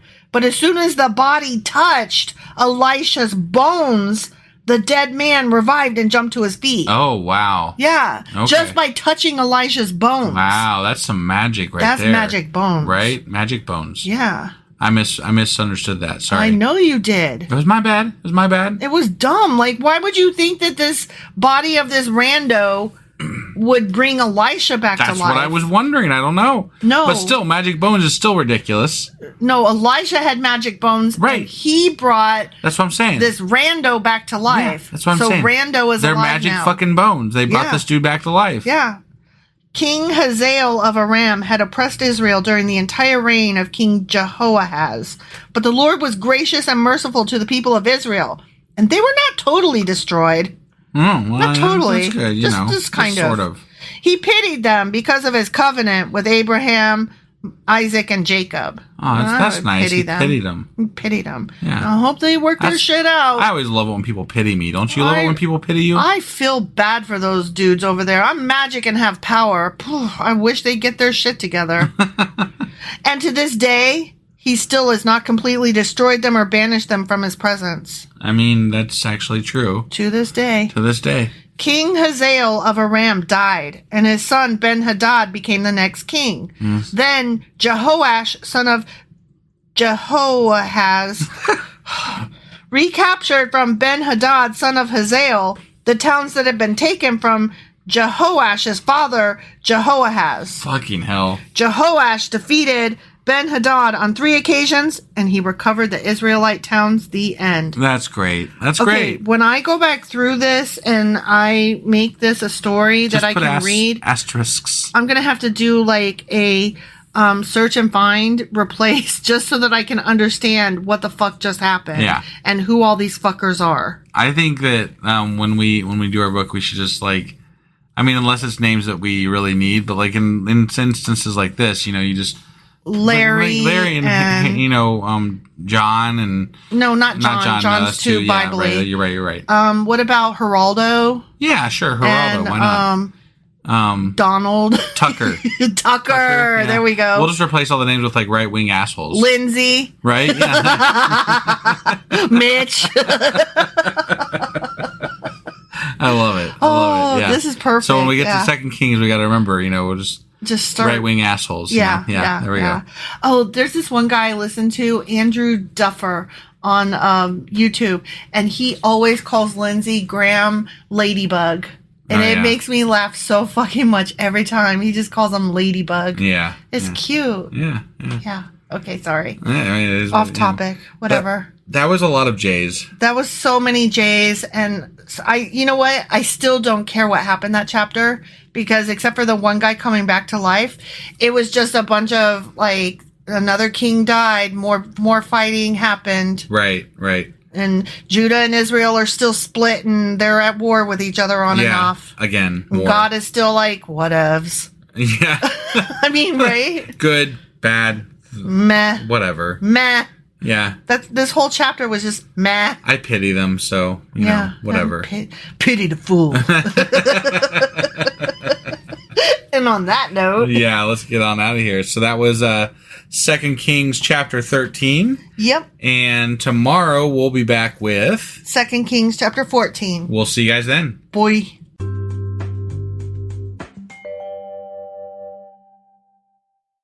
Husband. Wife. Do you remember what happened yesterday? Let's see. You broke into B.A. Baracus' voice, or wasn't it? What? Oh, pity the fool. Pity the fool, yeah. Yeah. And then we found out that aloe vera's out and Elisha's bones are in. Aloe vera? Yeah, what? like, you know, you keep it around the healed wounds and shit. But, I mean, why keep that if you got Elisha's bones for resurrections, you know? Did you just pull that out of your ass? Yeah. Like right now? Right now. Wow. Okay. Yeah. Yeah. See, I was going to say something like Jessica and Jennifer and Jerome and Jeremy and Jim and Joe Bob and Jalila and all kinds of names that start with J. Right. They were all kings and they did kingy things. Yeah. They sure did. And then Elisha died. Yeah. But then resurrected somebody after he died. His bones did. His bones did. And he made somebody fire arrows and bang them on the ground. Right. He threw it on the ground. Why did you do it 5 times? Damn it. Stupid. Now you did it only 3 times. Moo! Asshole. And Bananarama. What? Aram. Oh. Beat them, or they beat Aram. Bananarama. What the fuck? You're just rambling. That's what I felt like. That whole chapter was just rambling. Got it. Jump, jive, and then you wail. Mm-hmm. Well, anyway, that was 2 Kings chapter 13. Sure as fuck was. And today we're doing 2 Kings chapter 14. All right, let's go do this. Let's. Okay, 2 Kings chapter 14. Okay. It starts off with the guy Amaziah, but I have to tell you something real quick. Okay. The name Amaziah, for some reason in my head, it was going Amaziah, and that made me think of that old Chef Boyardee commercial. Hooray for beefaroni! Wow, that is that's interesting. That's a sick burn. No, that's not a sick burn. That's not a sick burn. No. That's a deep cut. That's That's what I was trying to say. Yeah. Deep cut. That we'll go with that. Yeah, sure. I mean, that's not something that you would pull up. I was thinking it was a weird connection, like Amaziah, hooray for Amaziah. But yeah, sometimes when things have really good syllable beats, it makes me think of other things with similar syllables. Got it. Unlike when people have the same letter of the first name, that just sucks. That was horrible. But Amaziah, it's good. Yeah, it's good. It's fun. Yeah. Okay. Amaziah, Beefaroni, son of Joash, began to rule over Judah in the 2nd year of the reign of King Jehoash of Israel. Got it. Amaziah was 25 years old when he became king, and he reigned in Jerusalem 29 years. 29. His mother was Jehoiadin. From Jerusalem. His mother's name started with a J too? Jesus Christ. Get the fuck out of here with that. You are lying. Amaziah. Oh my God. Did what was pleasing in the Lord's sight, but not like his ancestor David. Yeah, David was so much better than Amaziah. Amaziah was awesome. I think he was better than David because his name was more fun. Okay. Are you irritated yet? Uh-huh. Okay. Instead, Amaziah followed the example of his father Joash. Amaziah did not destroy the pagan shrines, that motherfucker. Oh, man. And the people still offered sacrifices and burned incense there. What an asshole. So he wasn't all that. He was still good. He was almost as good as David. But not quite as good as David. His hair was not as pretty. Right, yeah. It's all about the hair. It's all about that hair. What? Nothing. If you can't make it a song, it's not worth saying. Got it. Okay. When Amaziah was well established as king, he executed the officials who had assassinated his father.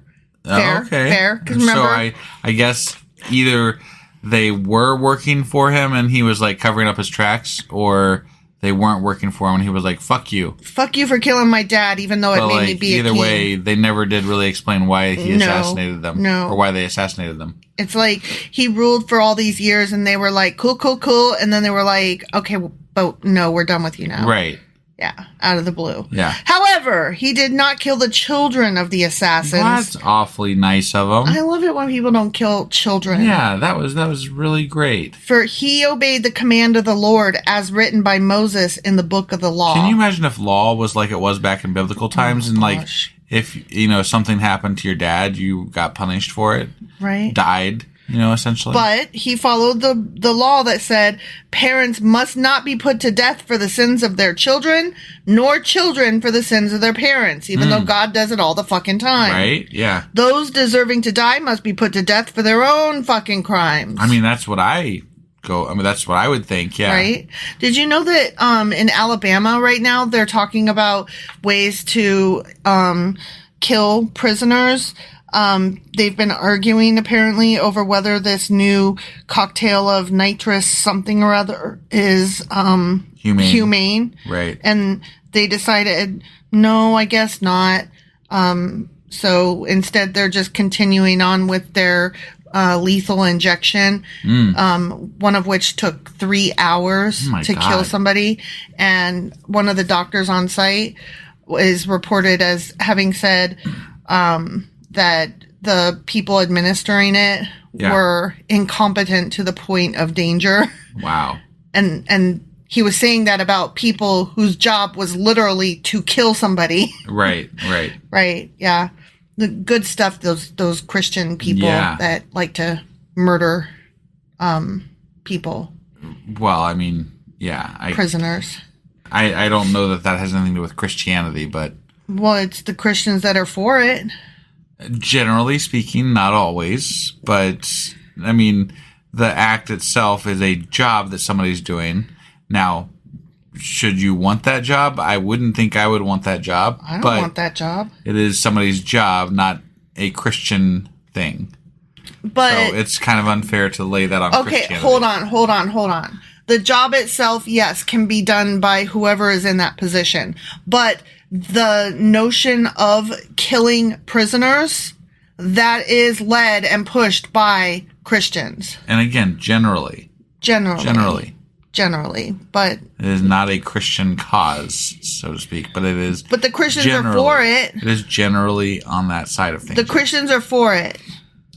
Again, generally. Because they do not actually love life the way they say they do. There are many Christians who are not for the death penalty, so... Well, I bet that those same Christians that are not for the death penalty are probably more pro-choice, and they do not represent the majority of Christians. Well, and I would imagine that there are actually some atheists who are pro death penalty. Things. Yeah. Well, those people suck. Well, and I think they're trash. I'm just saying. You should not be for the death of people. That's all. Right. I agree. Okay. But just saying. It's not a Christian thing necessarily. Whatever. I disagree with you. Okay. Amaziah also killed 10,000 Edomites in the Valley of Salt. What a great guy. Salt and pepper. Killing 10,000 of those people. He also conquered Selah and changed its name to Joktheel, as it is called to this day. Okay. I've never heard of that place. But that doesn't mean it doesn't exist. I was going to say, I haven't heard of a lot of places. Right. No, I'm just saying. One day, Amaziah sent messengers with this challenge to Israel's king Jehoash. I'm so sorry. I keep fucking that name up really bad. Right, it starts with J. Yeah. Jehoash, the son of Jehoahaz and grandson of Jehu. So he made this challenge. Come and meet me in battle, bitches. Yeah. But King Jehoash of Israel replied to King Amaziah of Judah with this story. Out in the Lebanon mountains, a thistle sent a message to a mighty cedar tree. Give your daughter in marriage to my son. Because trees and thistles have daughters and sons. I'm assuming that this is some sort of a... It's a parable. Yeah. But just then, a wild animal of Lebanon came by and stepped on the thistle, crushing it. You have indeed defeated Edom, and you are proud of it, but be content with your victory and stay at home. Why stir up trouble that will only bring disaster on you and the people of Judah? Right. What a fucking strange parable. Why did he need to be like, you're strong, you thistle, but you could get stepped on. Right. So don't be all thistling. Well, he's probably trying to stroke his ego while saying, no, you're going to get your ass crushed. I guess. I mean, that's all. It just seems like a really, I don't know. One day a pencil said to a pen. You know what I mean? Like, whatever, weirdos. But Amaziah refused to listen. So King Jehoash of Israel mobilized his army against King Amaziah of Judah. Okay. See, I told you that Judah and Israel were at odds. Absolutely right. You were trying to tell me I was wrong. No, it was all the J's. It fucked me up. It did. It fucked us all up. Right. We all had troubles that day. Yeah. The two armies drew up their battle lines at Beth Shemesh in Judah. The place was a popular place back then. Mm-hmm. Judah was routed by the army of Israel, and its army scattered and fled for home. Wait, who routed who? I forgot to pay attention. Okay, Judah was routed by the army of Israel. Oh, so they were right. Yeah. And its army scattered and fled for home. King Jehoash of Israel captured Judah's king, Amaziah, son of Joash and grandson of Ahaziah, at Beth Shemesh. But I know he reigned for 29 years, so is this like... Is this towards the end? Is this at the end of the 29 years, or what? He should have not been thistling. Right? Yeah. Then he marched to Jerusalem, where he demolished 600 feet of Jerusalem's wall from the Ephraim gate to the corner gate. Damn. You know the corner gate. I don't know it. The gate on the corner. Yeah. You know. That one. Yeah. He carried off all the gold and silver and all the articles from the temple of the Lord. Oh, man. He also seized the treasures from the royal palace, along with hostages, and then returned to Samaria. So he didn't kill the king, though? No. At least not yet. He just took his shit. Right.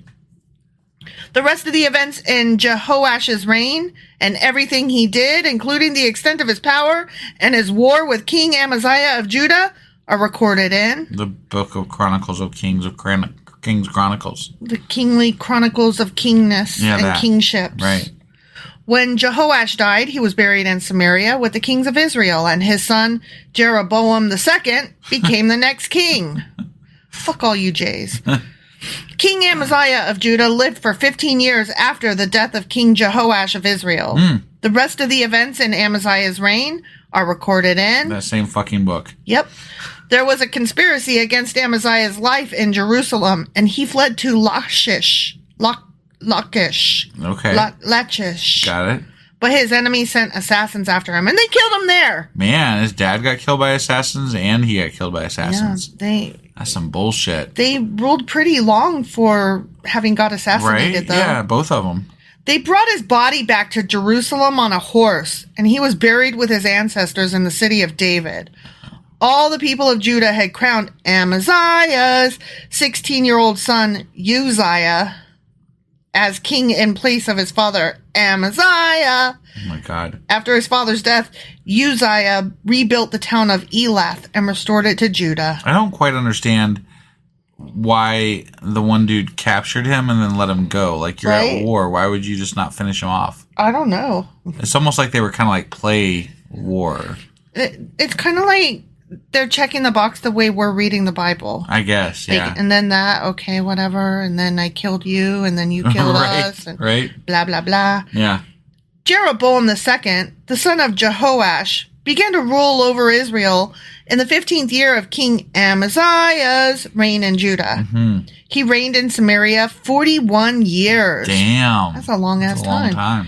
He did what was evil in the Lord's sight. Son of a bitch. But he ruled for 41 years. Mm-hmm. Okay. He was a badass motherfucker for 41 years. Okay. He refused to turn from the sins that Jeroboam of Nebat had led Israel to commit. I mean, his name is literally Jeroboam II. I know, right? Like, what you gonna do? Jeroboam II recovered the territories of Israel between Lebo Hamath and the Dead Sea, just as the Lord, the God of Israel, had promised through Jonah, son of Amittai.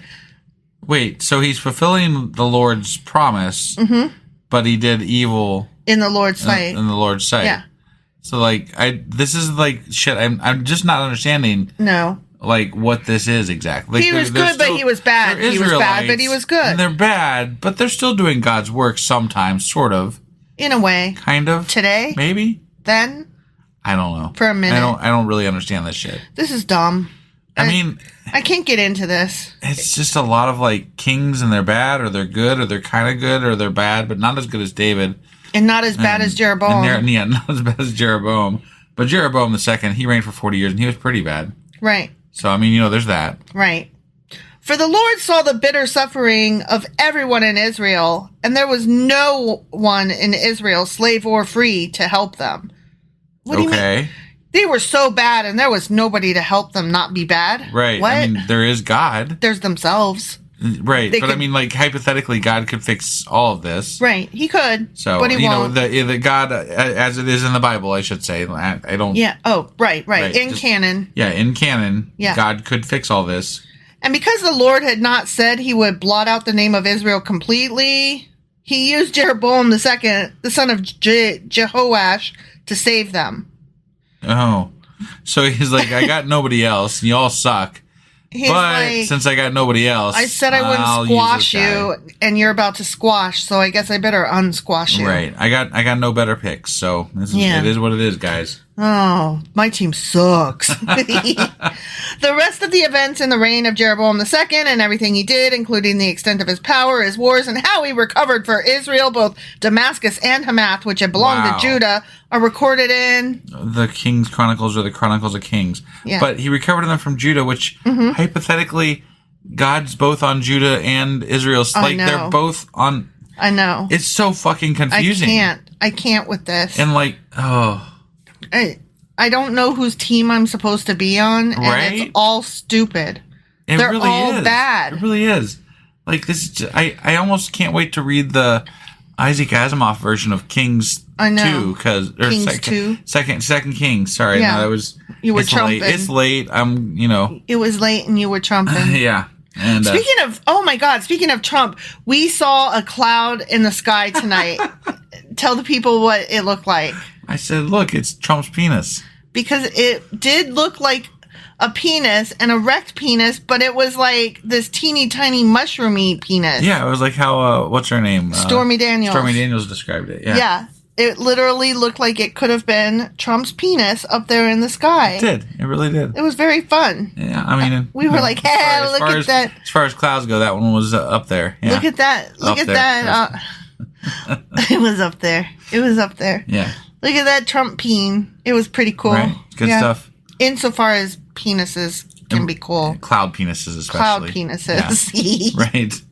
When Jeroboam II died, he was buried in Samaria with the kings of Israel. Then his son Zechariah, there we go, became the next king. At least the end. He had the good sense to not name him something that started with J. Or Jeroboam the third or fourth or fifth. Jeez, yeah. Zechariah. Right. Yeah. That reminds me of there's a Dr. Seuss cartoon, like animated thing. Mm-hmm. Only his name was Zachariah, not Zechariah. But it's a Halloween special. So actually, this is the right time of year for it. Gotcha. You should watch it. The end. Okay. All right. Well, that was 2 Kings chapter 14. And And tomorrow we'll be back with 2 Kings chapter 15. We'll see you guys then. Boy.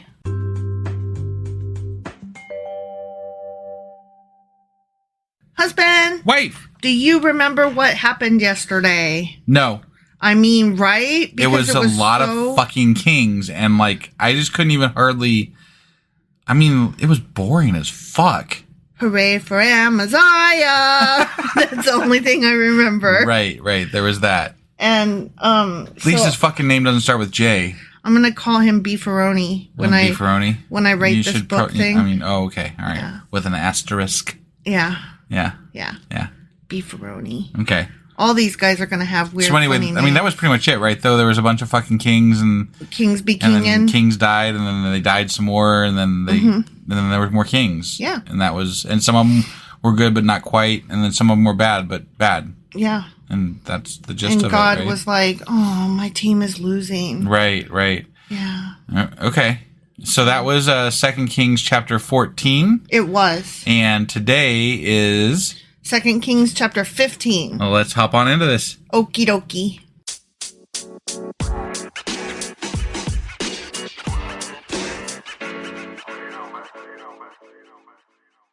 Okay, 2 Kings chapter 15. Okay. And it looks like there's going to be a bunch of little sections about various kings in this 2 Kings chapter. Well, you shouldn't have said that, because then now everybody's going to be like, fuck this, I'm going to not listen to this one. I'm just telling you that we're going to get some We're still going to be funny, goddammit. There's going to be kingly names. And we're going to be funny. And funny kings. And there might be some beefaroni. No, well, No beefaroni? There's only one name of beefaroni. Fuck.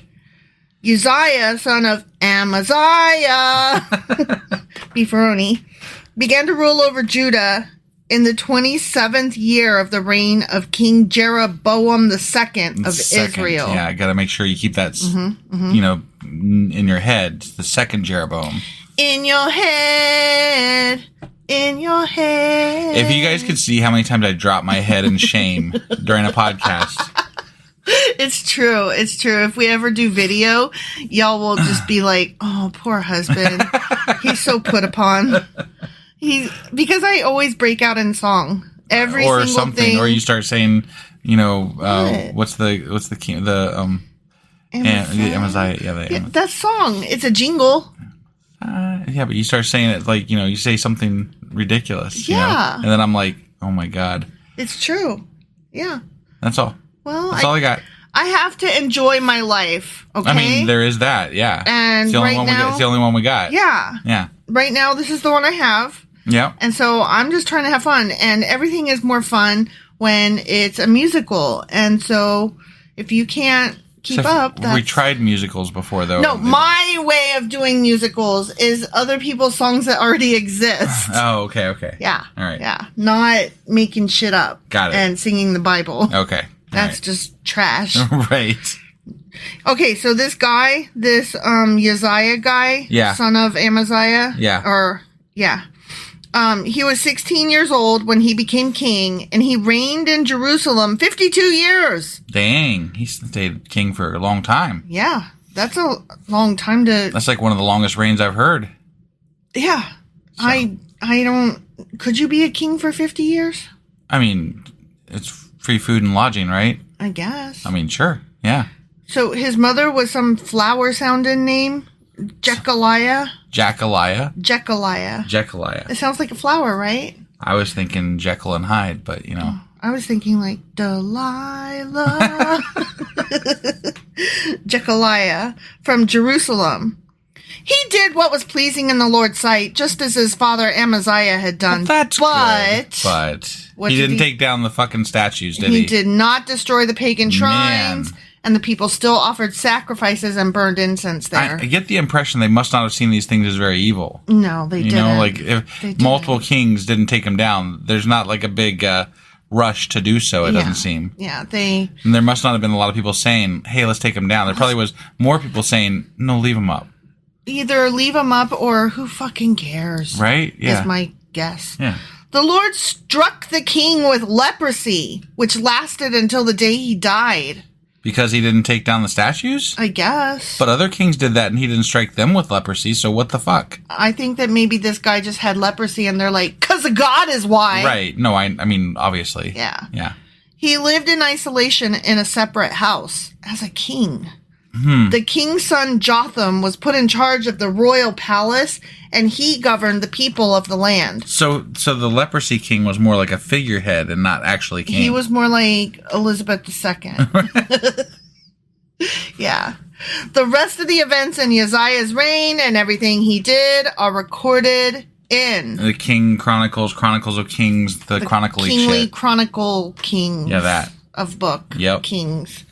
The rest, oh yeah, I just read that. Yeah. When Uzziah died, he was buried with his ancestors in the city of David. And his son Jotham became the next king because, you know, he already was. Fucking king, yeah.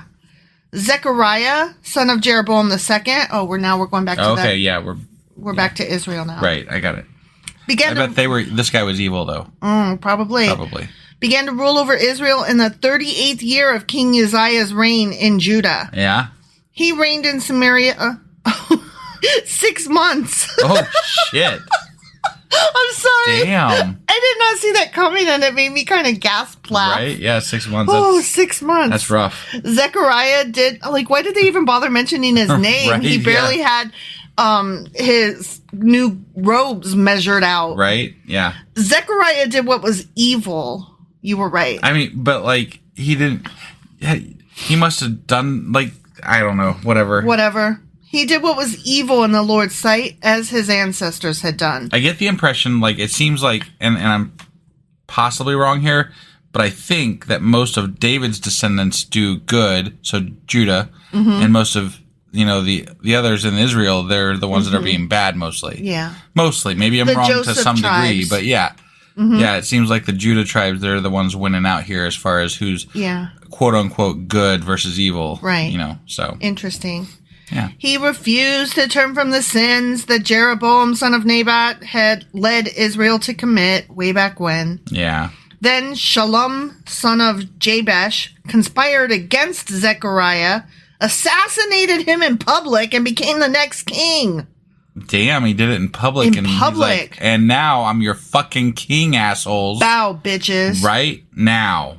The rest of the events in Zechariah's reign are recorded in that one book. Fucking king thing. Yeah. So the Lord's message to Jehu came true. Your descendants will be kings of Israel down to the 4th generation. Okay. And then you're done. Yeah. All of 6 months in that last one. No mas. Right? Shallum, son of Jabesh, began to rule over Israel in the 39th year of King Uzziah's reign in Judah. Shallum reigned in Samaria only 1 month. Dang. He killed him in public, said he's king, and then only lasted a month. Yeah, yeah. Then Menahem, son of Gadi, went to Samaria from Tirzah and assassinated him. And he became the next king. Damn. This is a lot of fucking turmoil going on. Yeah. The rest of the events in Shallum's reign, including his conspiracy, are recorded in that fucking book. Wait, they didn't even have... That guy that only served a month, they didn't even say whether he was evil or good. No, he didn't have a chance to pick teams. He's like, I am, and then they killed him. Yeah. Yeah. Exactly. At that time, Menahem destroyed the town of Tapua and all the surrounding countryside as far as Tirzah because its citizens refused to surrender the town. He killed the entire population, and ripped open the pregnant women. Oh, God, really? Why did they have to say it like that? That's fucking horrible. Jeez, I don't like it. That's gross and mean and unnecessary and cruel and horrible. I agree. Oh, sorry, I would have did a trigger warning. I think they're trying to prove how evil they were in the Lord's eyes. Guess. But I don't really see God as much better, honestly. No, he's not. So, because he let it happen. Right, and he's often told them to destroy entire towns and stuff too, and I'm sure that things like that happened in those instances. So yeah, because men are gross. Well, yeah. Also, they had to kill everybody, so I mean, obviously. Right. Okay, next little section. Menahem, son of Gadi, began to rule over Israel. Excuse me, I'm so sorry. Israel. Israel. In the 39th year of King Uzziah's reign in Judah. Okay. He reigned in Samaria 10 years. They finally got a king. At least it was past the months, Yeah. But evil again? Menahem did what was evil in the Lord's sight. See, there it is. During his entire reign, he refused to turn from the sins that Jeroboam, son of Nebat, had led Israel to commit. Yep. It's a line thing. It's the David versus the Jeroboam. Yeah. And obviously, in the end, because the Bible is written, the, Judah tribe won out. Yeah, exactly. So Joseph, which was Manasseh and Ephraim, I think? Ephraim. Pretty sure. Those were the 2 Joseph tribes, and they were the ones that ruled up there. And then Judah was the other one. Got it. And those 2... I'll take your word for it, because I can't remember, honestly. Well, okay, if I'm being honest, it's not because I remember. It's because I'm back reading in for Asimov's book. Yeah, which we are going to catch up with on this next weekend. This weekend, but yeah, we had some issues this last weekend, just in case, just to reiterate. So, whatever. I had my tooth pulled. Yeah, there was that. Couldn't speak. Yeah.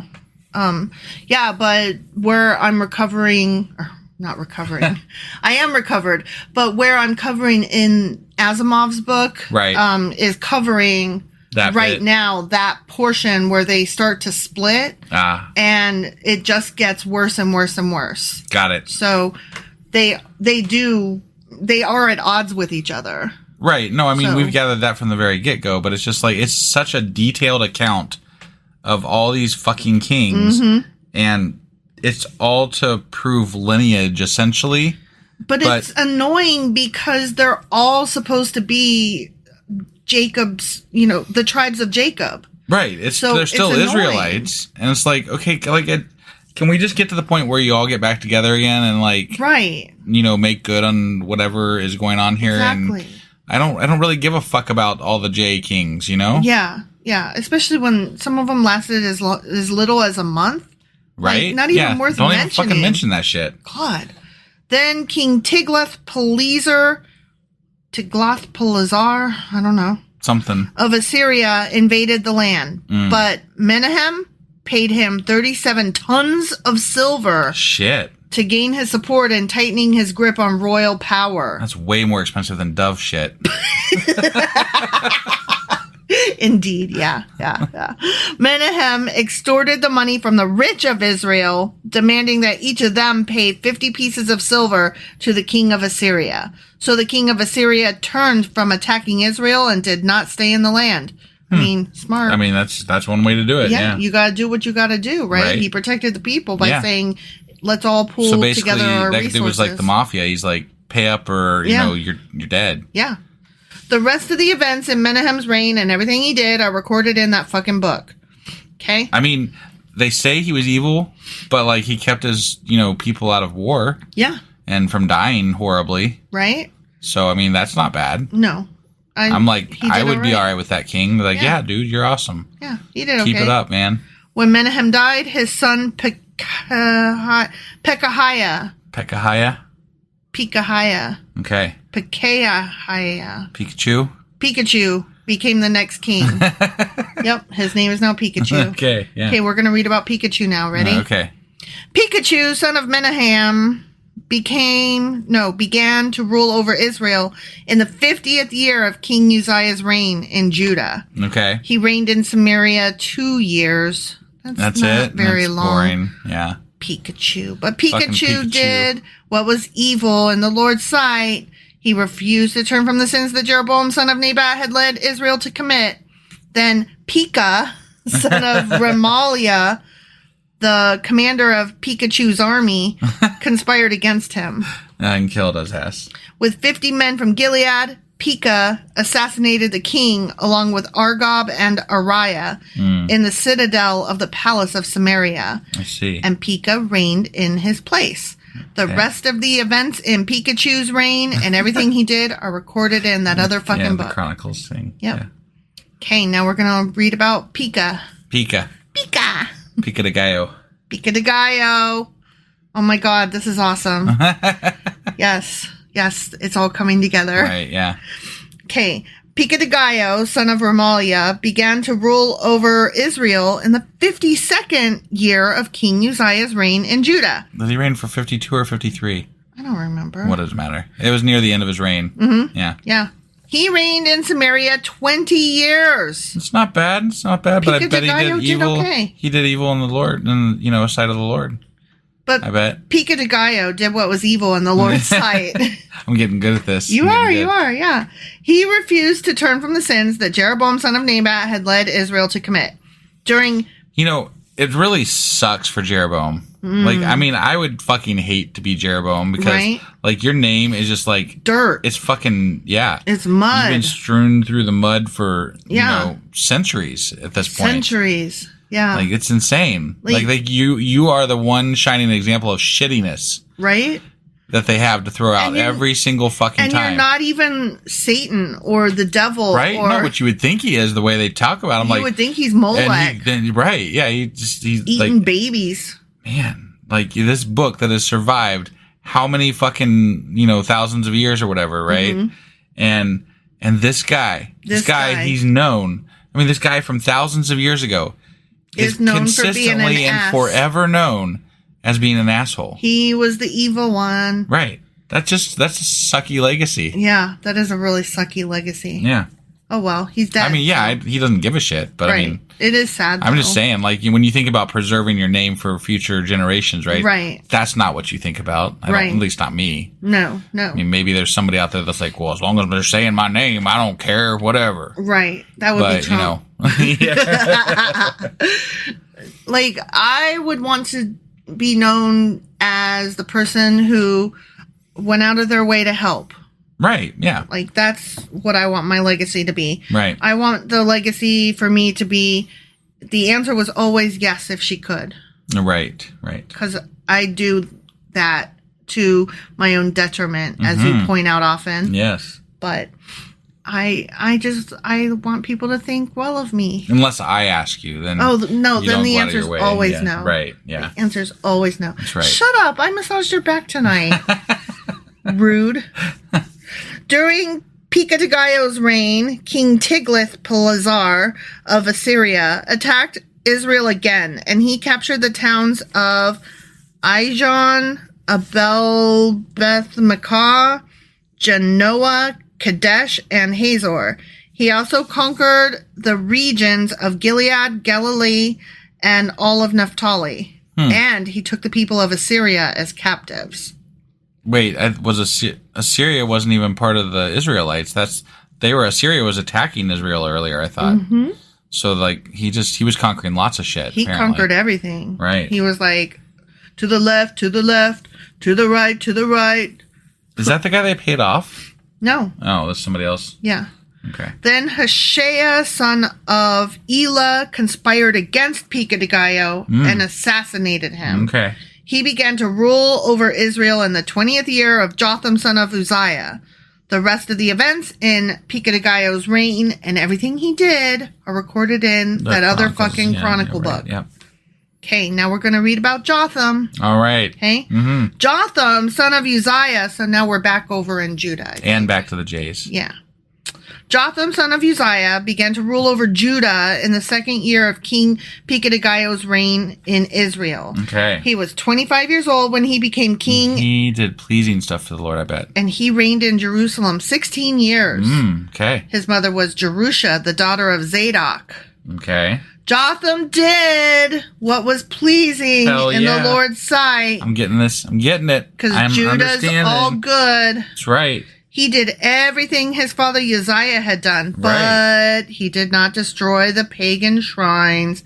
And the people still offered sacrifices and burned incense there. Did he get fucking leprosy? Nope.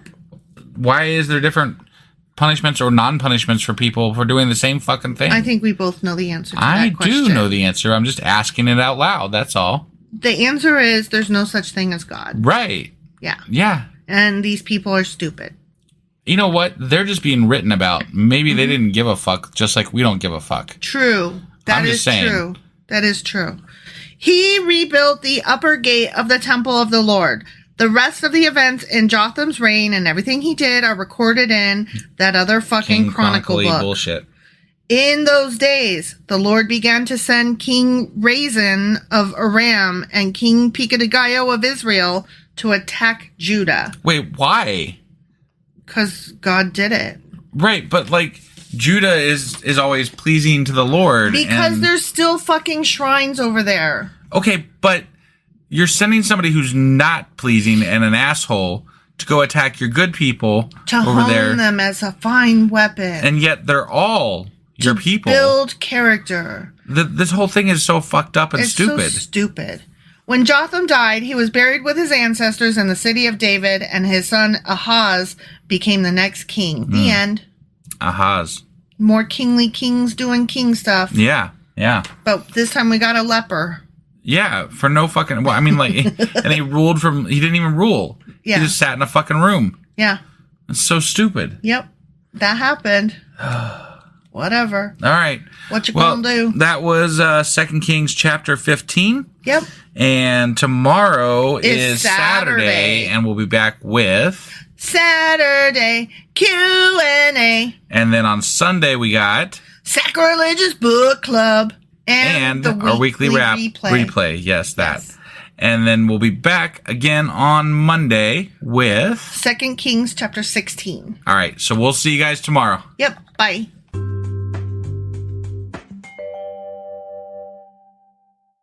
Husband. Wife. Do you know what today is? I do. Do you know what today is?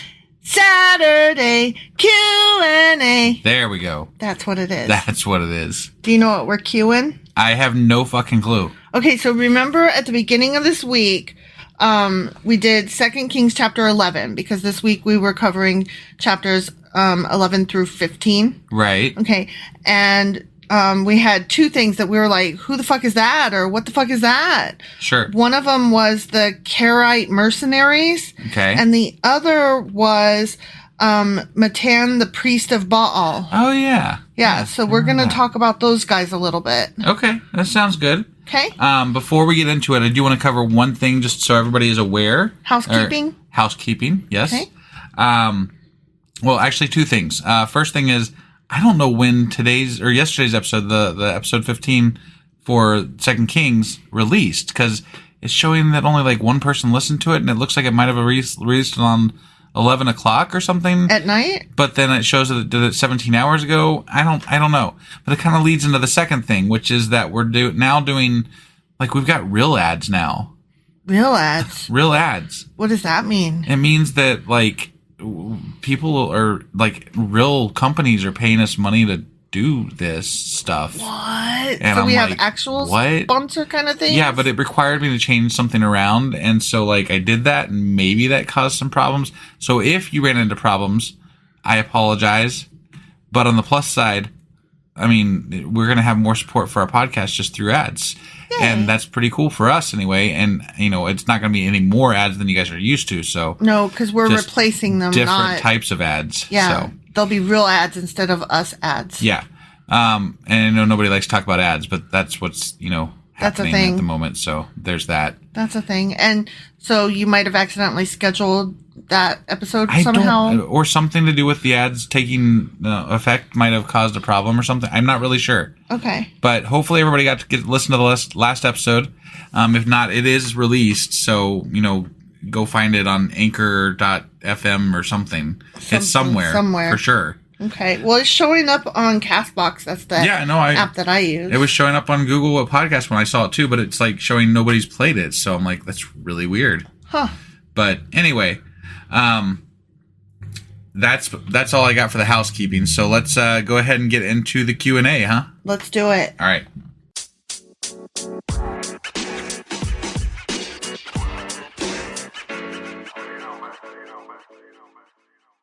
Okay, so just to refresh your memory, 2 Kings chapter 11, verse 4 read, "In the 7th year of Athaliah's reign, Jehoiada the priest summoned the commanders, the Karaite mercenaries, and the palace guards to come to the temple of the Lord." Okay. And that was right before Athaliah was like, y'all killed my child, prepare to die. Yeah.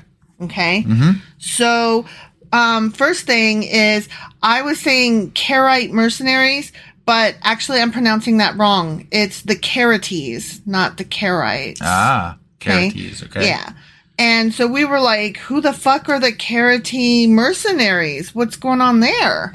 So a lot of scholars believe that they were a group of elite mercenaries employed by King David, some of whom acted as his bodyguards and others as part of his army. Oh, okay. Okay, so like an elite force. Right. Okay. There's more like stories behind who they might have been. Like some people say that they might have been recruited from Sicilia by Judah and other countries such as Egypt. Okay. Some people think that they were Philistines from David's time in Ziklag. Okay. Okay. Others think that they were a group of men who fled from Crete. Okay. So they were Cretans. Yeah. And others believe that they were men. This is the most interesting theory to me, that they were a group of men decreed to be the Great Sanhedrin. The Great Sanhedrin. Okay. What the fuck is that, right? What's the Great Sanhedrin? Right. So the Sanhedrin is an assembly of elders known as rabbis after the destruction of the Second Temple, which we haven't reached yet. Okay. Okay. And they were appointed to sit as a tribunal in every city in the ancient land of Israel. Okay. There were two Sanhedrins, the lesser and the greater. The greater had 71 elders, and the lesser Sanhedrin only had 23 judges, and they were appointed to sit as a tribunal as well. But there was only supposed to be one great Sanhedrin, and they had roles such as a Supreme Court, taking appeals from cases that were decided by the lesser courts or the lesser Sanhedrin. Got it. Okay. And so there's like all these neat underground theories. Like, think of like the Masons, you know what I mean? Yep. That kind of thing. Right. Where this elite secret group Illuminati. Yeah, exactly. This elite secret group were just this cool mercenaries that worked for David, and they kept the Hebrew law closer than even the Hebrews themselves did. Okay. And then just kept going and kept going and kept going and protecting them through all of these hard times. And so then when Athaliah or when Jehoiada called these guys to come, right, that's why they came. Okay. To kind of see what was happening and put it under control. Anyway, these are all different theories. Like, sure, nobody knows for sure. Sure. But I just thought that was like really cool. Like, well, but if they didn't form until after the second fall, the second temple, how does that form into this? Okay, because they would have been mercenary. The Sanhedrin didn't form until after. But these guys were already around. They were already loyalists to the throne and to the original Hebrew laws. I gotcha. Okay. So they would have become rabbis eventually. Kind of like how the Levites and the priests were like interchangeable. Right. These what are they? Carides? Carides would have become the Caridi mercenaries would have become the Sanhedrin. Okay. All right. So I don't know. I'm not saying that they are that. But it's just one of those things that's a possibility. Yeah. Yeah. Okay. Like, you hear about the Freemasons and you kind of have your own theories, and then you hear about the Illuminati and you have your own theories, and then the Freemasons may be in league with the Illuminati, et cetera, et cetera. Right. Like, nobody knows, right? Sure, It's just kind of cool. So that answers that question. Actually, in no way whatsoever, but it's just fun to think about it. Right. And actually, there's one lady who wrote books about the Carides and made up all these fictions. And I did not take her name down because I think she's like a self-pub, and I didn't really, I haven't read it. So I don't want to say, go read. Yeah, I don't want to promote it when I don't know anything about it, like if it's good or not. But this lady wrote these stories about the Carides, so she did all of this research into how they might have lived, and talked about how they are still around today. Oh, yeah, interesting. It sounds cool. I'm gonna look it up, and if it's worth reading, I'm going to put it out there. But until then, I'm keeping it to myself. All right. Just thought I'd put that out there, though, that's a thing on the horizon, maybe. Right. I gotcha. Okay. So moving on, we were like, who the hell is Matan, the priest of Baal? Yeah. Right?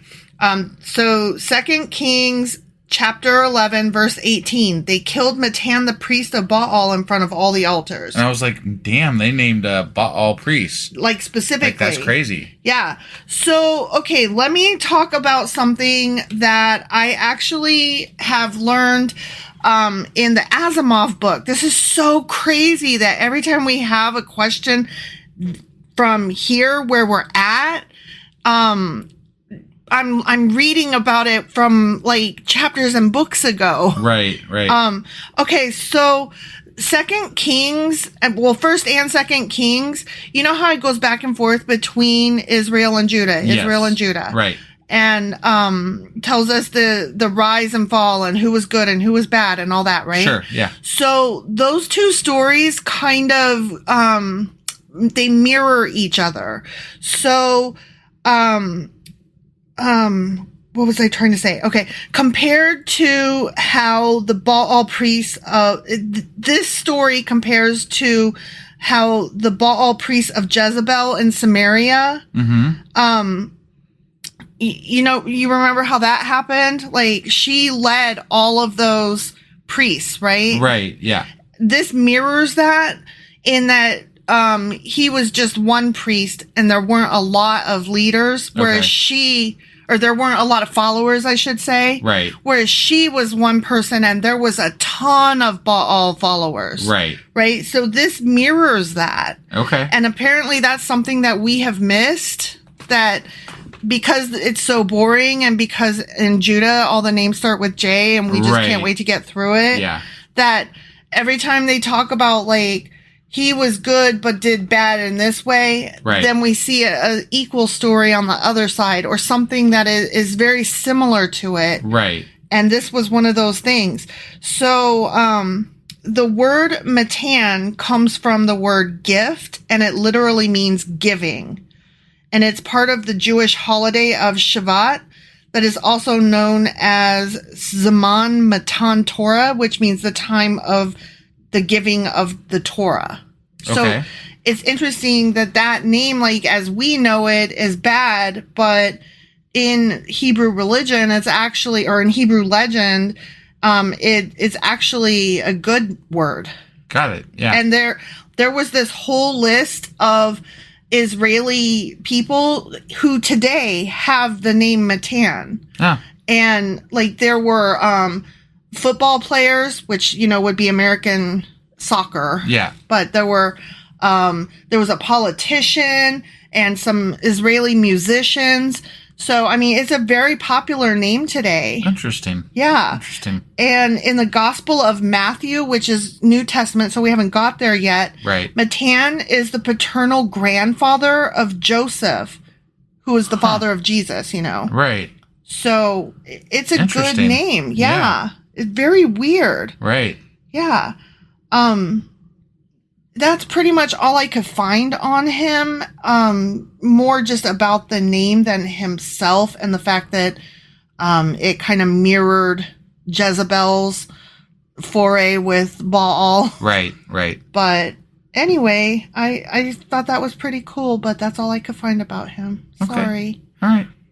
Well, and the rest of the chapters we read were mostly just a bunch of kings and then dying. Yeah. And then they died some more. And then they died some more, and some were good and some were bad. Right. And the Davidic ones weren't as good as the other ones. No, the Davidic ones were better. Yeah. Sorry. They were better than the Joseph ones. Right. Sorry, I had it backwards. Yeah. Yeah, my bad. Right. And I was right. It was Manasseh and Esau are the Joseph tribes. Oh, okay. Yeah. All right, cool. Yeah. All right, good I to said know. Ephraim, but it was Esau. Got it. Got it. All right. Well, is that our Q&A then? That's our Q&A then. All right. Well, thank you, everybody. And we will be back tomorrow with... Sacrilegious Book Club. That one. And, of course, we'll be back. And then we got our weekly replay tomorrow as well. Mm-hmm. And then we'll be back again on Monday with... 2 Kings chapter 16. All right. We'll see you guys then. Bye.